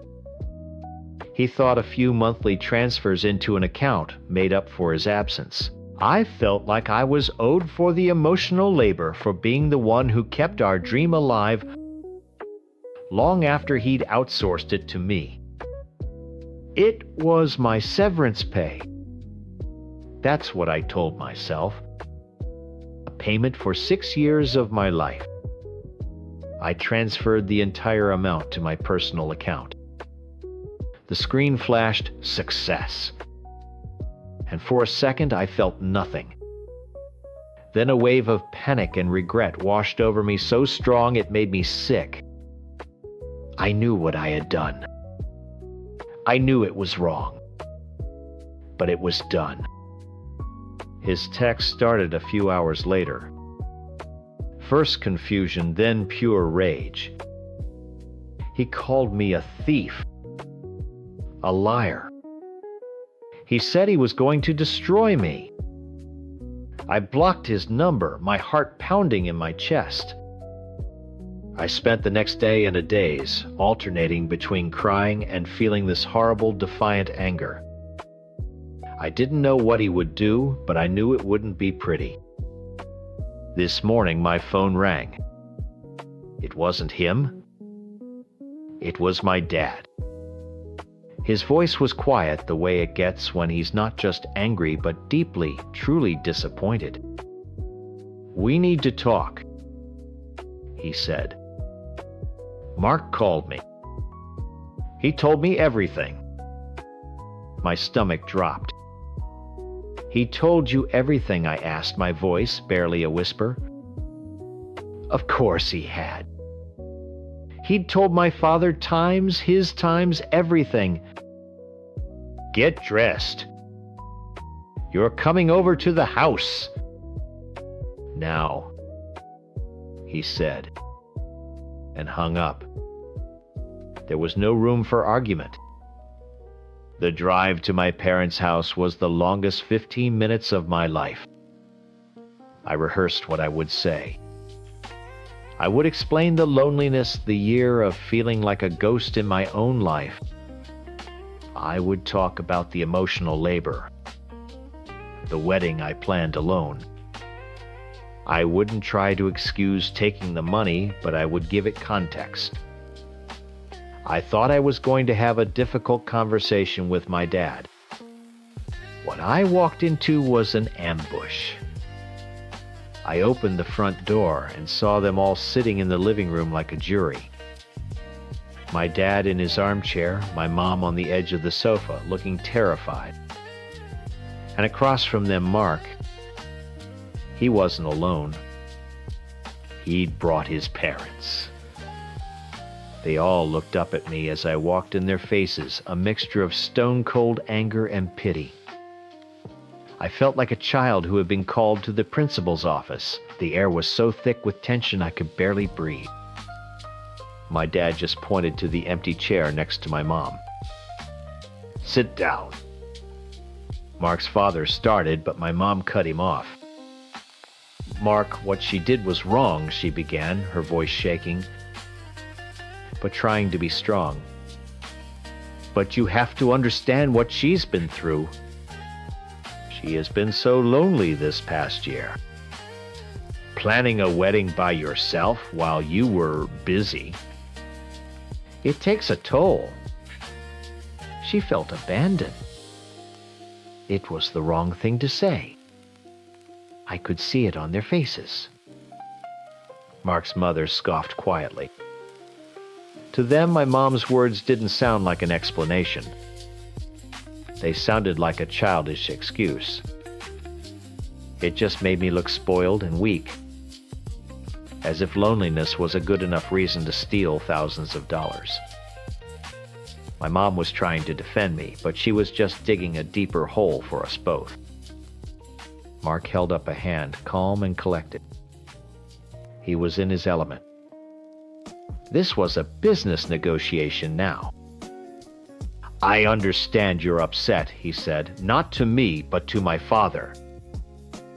I am too. We can talk about feelings later.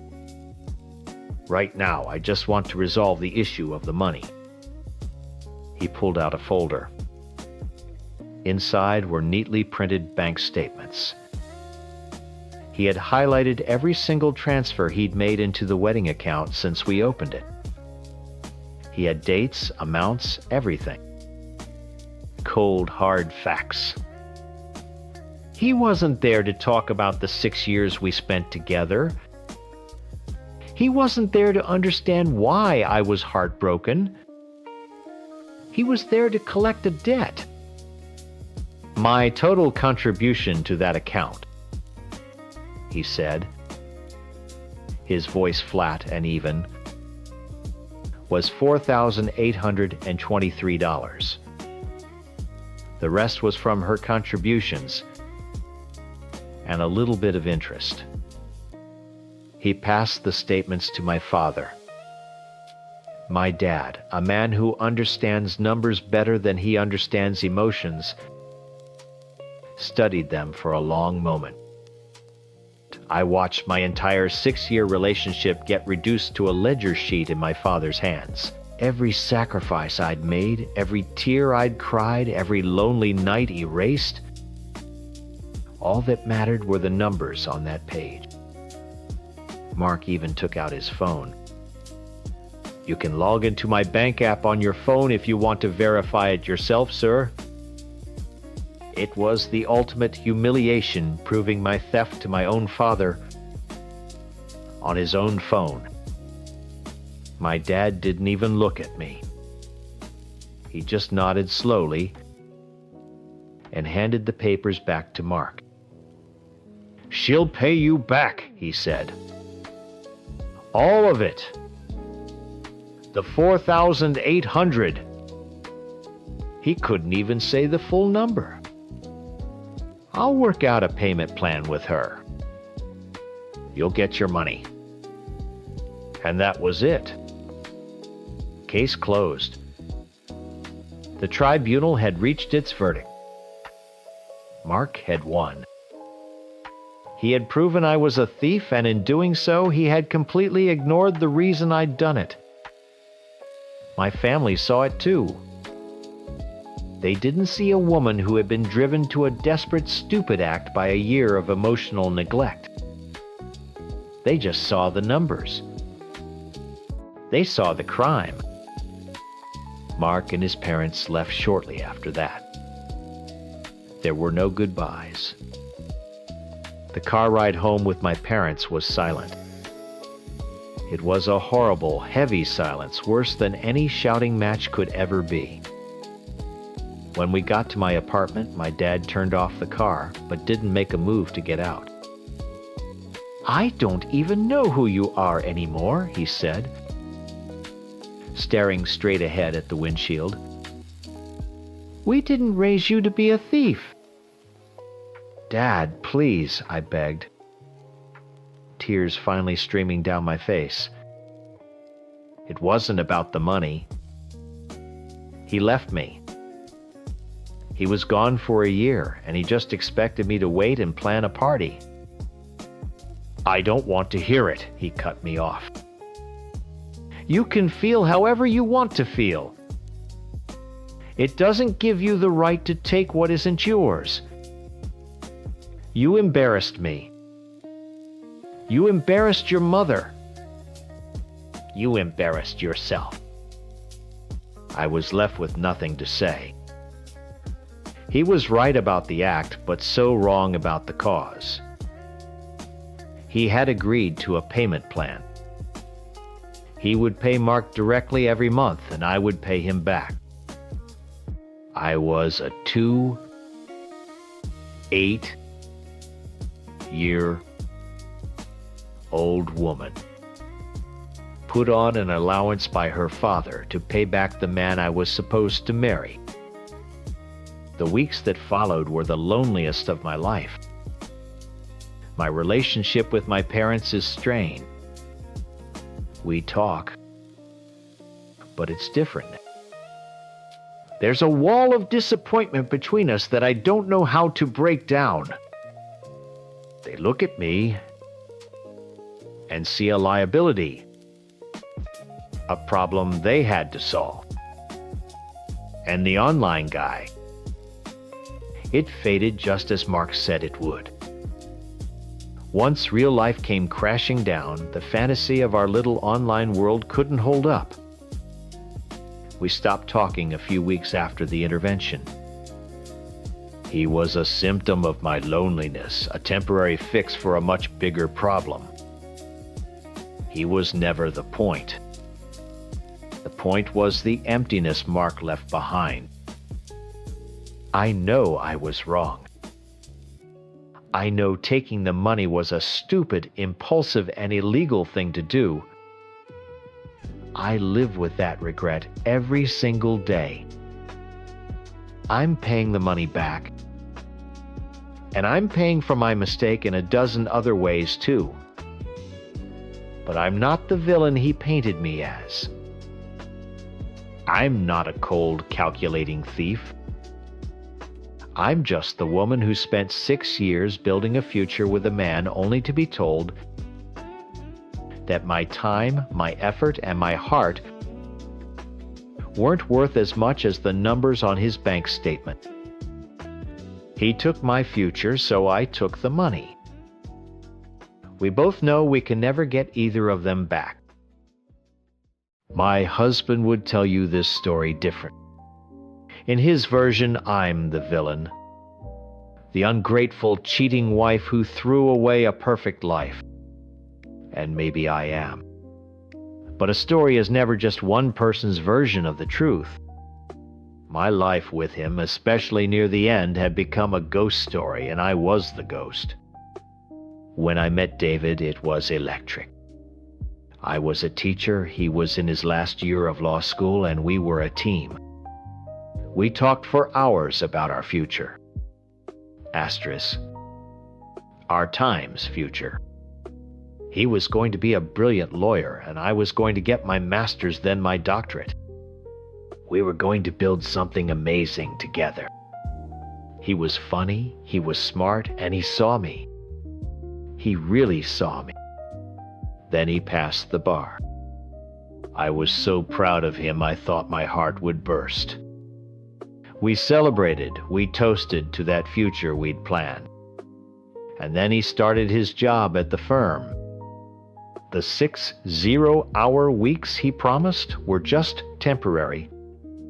Just to pay off his massive student loans became 7 zero-hour weeks. Then they just became his life. Our team of 2 became a one-man show with a supporting character. Me. We'd agreed that I'd quit my teaching job. With his new salary, we could afford for me to go back to school full-time, just like we planned. It made sense on paper, but it meant my world shrank overnight. I went from having a career, colleagues, and my own paycheck to being at home alone studying in an apartment that was always silent. He called it providing. I called it disappearing. Our conversations became one-sided interviews. I'd try to tell him about a breakthrough I had in my research, or a funny story about a professor. He'd nod his thumb already, scrolling through emails on his phone.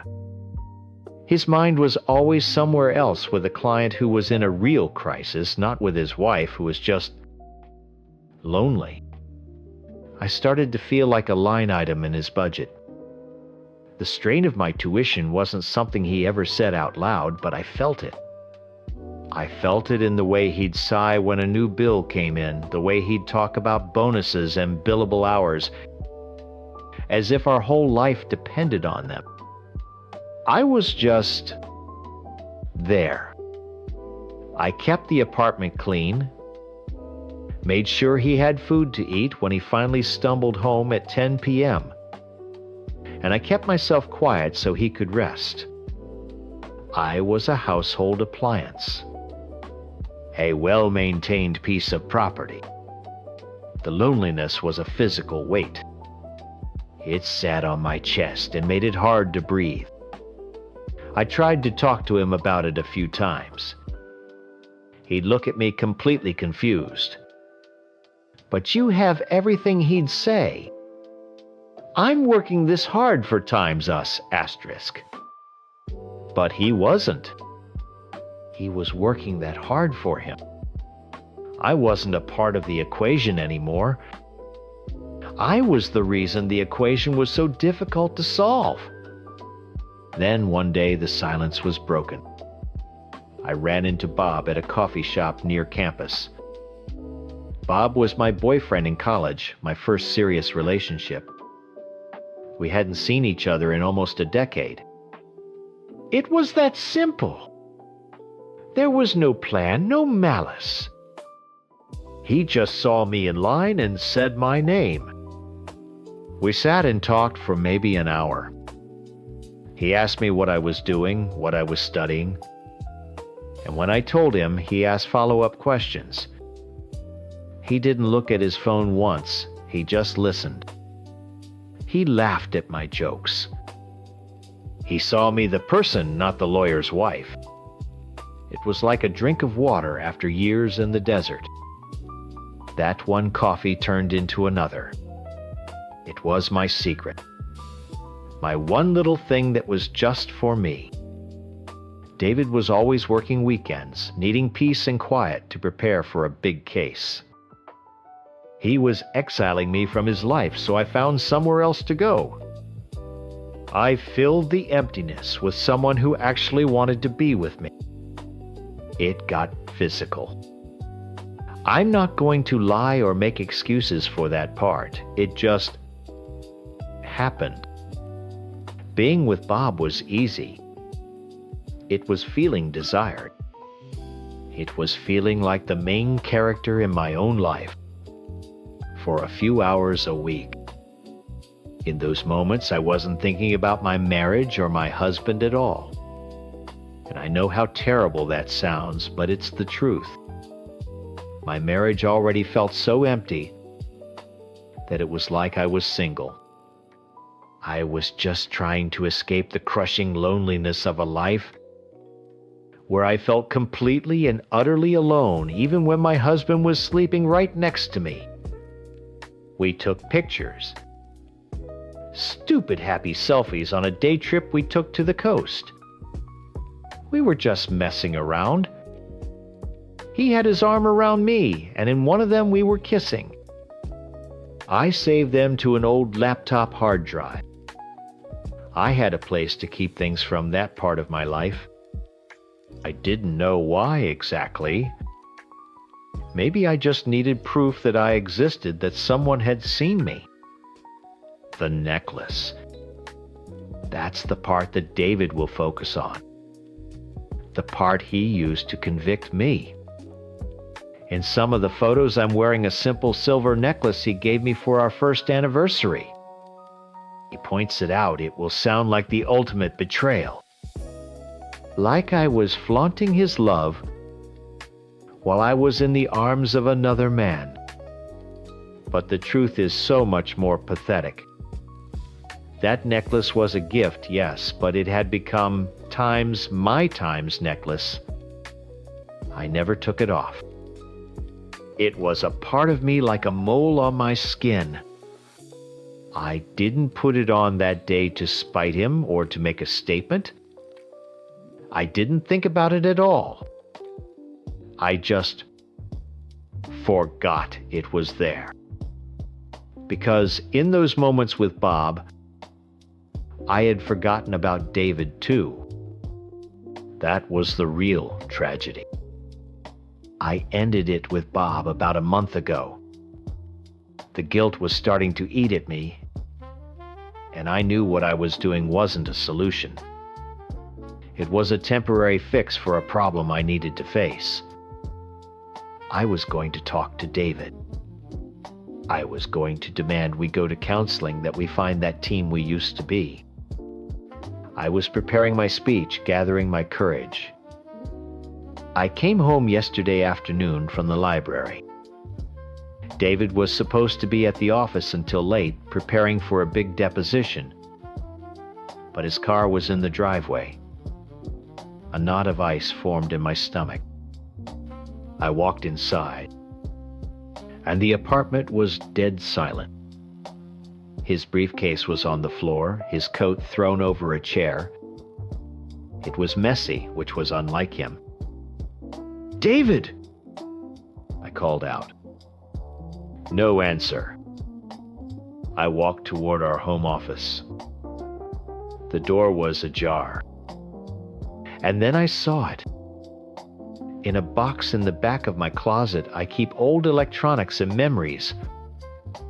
Old phones, chargers, and that old laptop hard drive. It's been in that box for years. But the box was on the floor of the office open, and the hard drive wasn't inside. My eyes shot to his desk.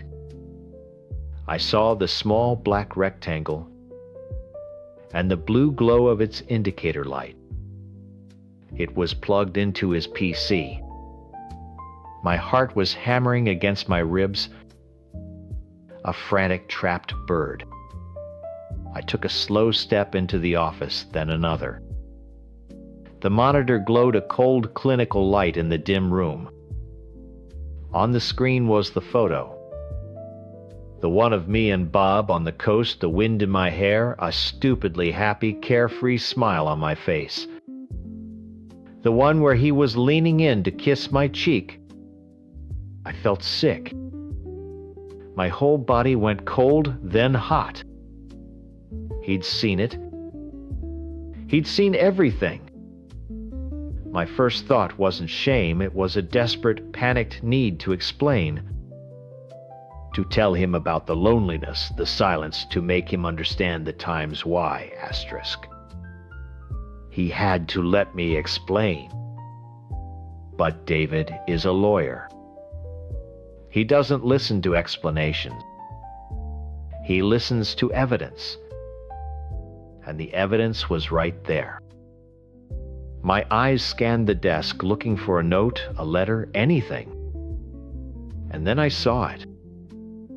It was so small, so petty that it stole my breath. A little yellow sticky note stuck to the bottom of the monitor. On it was his precise, neat handwriting, the same he used for legal briefs. It was just an arrow drawn in black ink pointing up at the screen. Not at my face or Bob's. It pointed directly at the little silver necklace I was wearing in the photo. That's when I knew this wasn't about heartbreak. This wasn't the lashing out of a man in pain. This was the calculated cruelty of a prosecuting attorney delivering his closing argument. The arrow wasn't a cry of, "How could you?" It was a gotcha. He wasn't wounded. He was winning. He had found the one piece of evidence that made my crime not just an infidelity, but a personal targeted betrayal.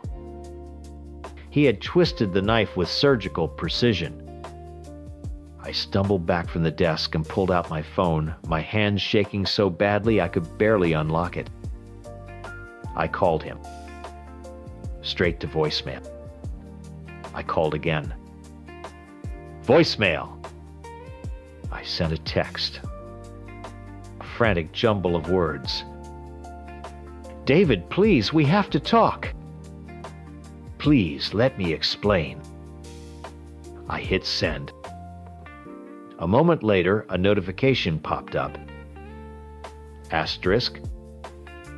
Message blocking is active. Asterisk. He had already blocked my number.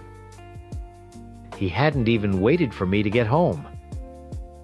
He found the photos, set his trap, and then cut off all communication before I even knew there was a war. Panic set in, real and suffocating. This wasn't a fight. You can't have a fight with someone who refuses to show up. I ran through the apartment. His closet was half empty. His DOP kit was gone from the bathroom. He had packed a bag. He had planned this. My frantic calls weren't to beg for forgiveness, not yet. They were a desperate attempt to find the man I married, inside the cold, analytical stranger he had become. I called his office the next morning, my voice cracking. The paralegal who had always been so friendly to me was suddenly ice. "Mr. Miller is in depositions all day and has instructed us he is not to be disturbed," she said in a monotone. "All future communication should go through his legal counsel." "His legal counsel? I'm his wife!" I screamed into the phone. "Not for long, I imagine," she said and hung up. I was losing my mind. The silence in the apartment was a living thing now, mocking me. I had to see him. I had to look him in the eye. I knew where he'd be. His brother Mark lived 20 minutes away. They were incredibly close. I got in my car and drove, rehearsing what I would say, my heart a lead weight in my chest. When I pulled up to Mark's house, I saw David's car in the driveway. A wave of relief washed over me. He was here. I could talk to him. I ran up to the door and rang the doorbell. I could hear dogs barking inside, deep, loud barks, Dobermans. Mark was obsessed with them. The door opened a crack. It was Mark, not David. He looked at me with pure disgust. "You need to leave Wendy," he said, his voice flat. "Mark, please," I begged, tears streaming down my face. "I just need to talk to him. 5 minutes. That's all I'm asking." "He doesn't want to talk to you," he said, starting to close the door. I put my hand on the door to stop him. "Please, just let me see him." His face hardened. "You're not listening. Get off my property, now." From behind him, one of the Dobermans growled a low rumbling sound that vibrated through the door. "I'm not kidding," Mark said, his eyes like chips of ice. "Take one more step and I'll let the dog say hello." I froze. He would do it. He would actually let his dogs on me. This was the family that had welcomed me in, that had called me a sister. Now they were pointing a weapon at me. David had done more than just leave. He had circled the wagons. He had turned his family and his law firm into a fortress, and I was the enemy at the gate. I walked back to my car, defeated, humiliated. That was the last time I tried to make direct contact. It's been 3 weeks. I received a letter from a lawyer I've never heard of. It informed me that David had filed for divorce and that I would be served papers shortly. It also stated that he had canceled all our joint credit cards and that a check for a provisional allowance was enclosed. My life had been reduced to a legal transaction. He told his brother he feels nothing for me anymore. Not anger, not sadness. Just nothing. And that's the part that breaks my heart into a million pieces. Because it proves what I feared all along, sitting alone in that silent apartment. I wasn't a partner he had lost. I wasn't a wife he was mourning. I was just a case. A messy, emotional file he'd reviewed, made a decision on, and closed. He'd moved on to the next one, and I was left in the evidence locker. My biggest mistake wasn't cheating on my husband. It was not realizing I'd been married to a ghost all along.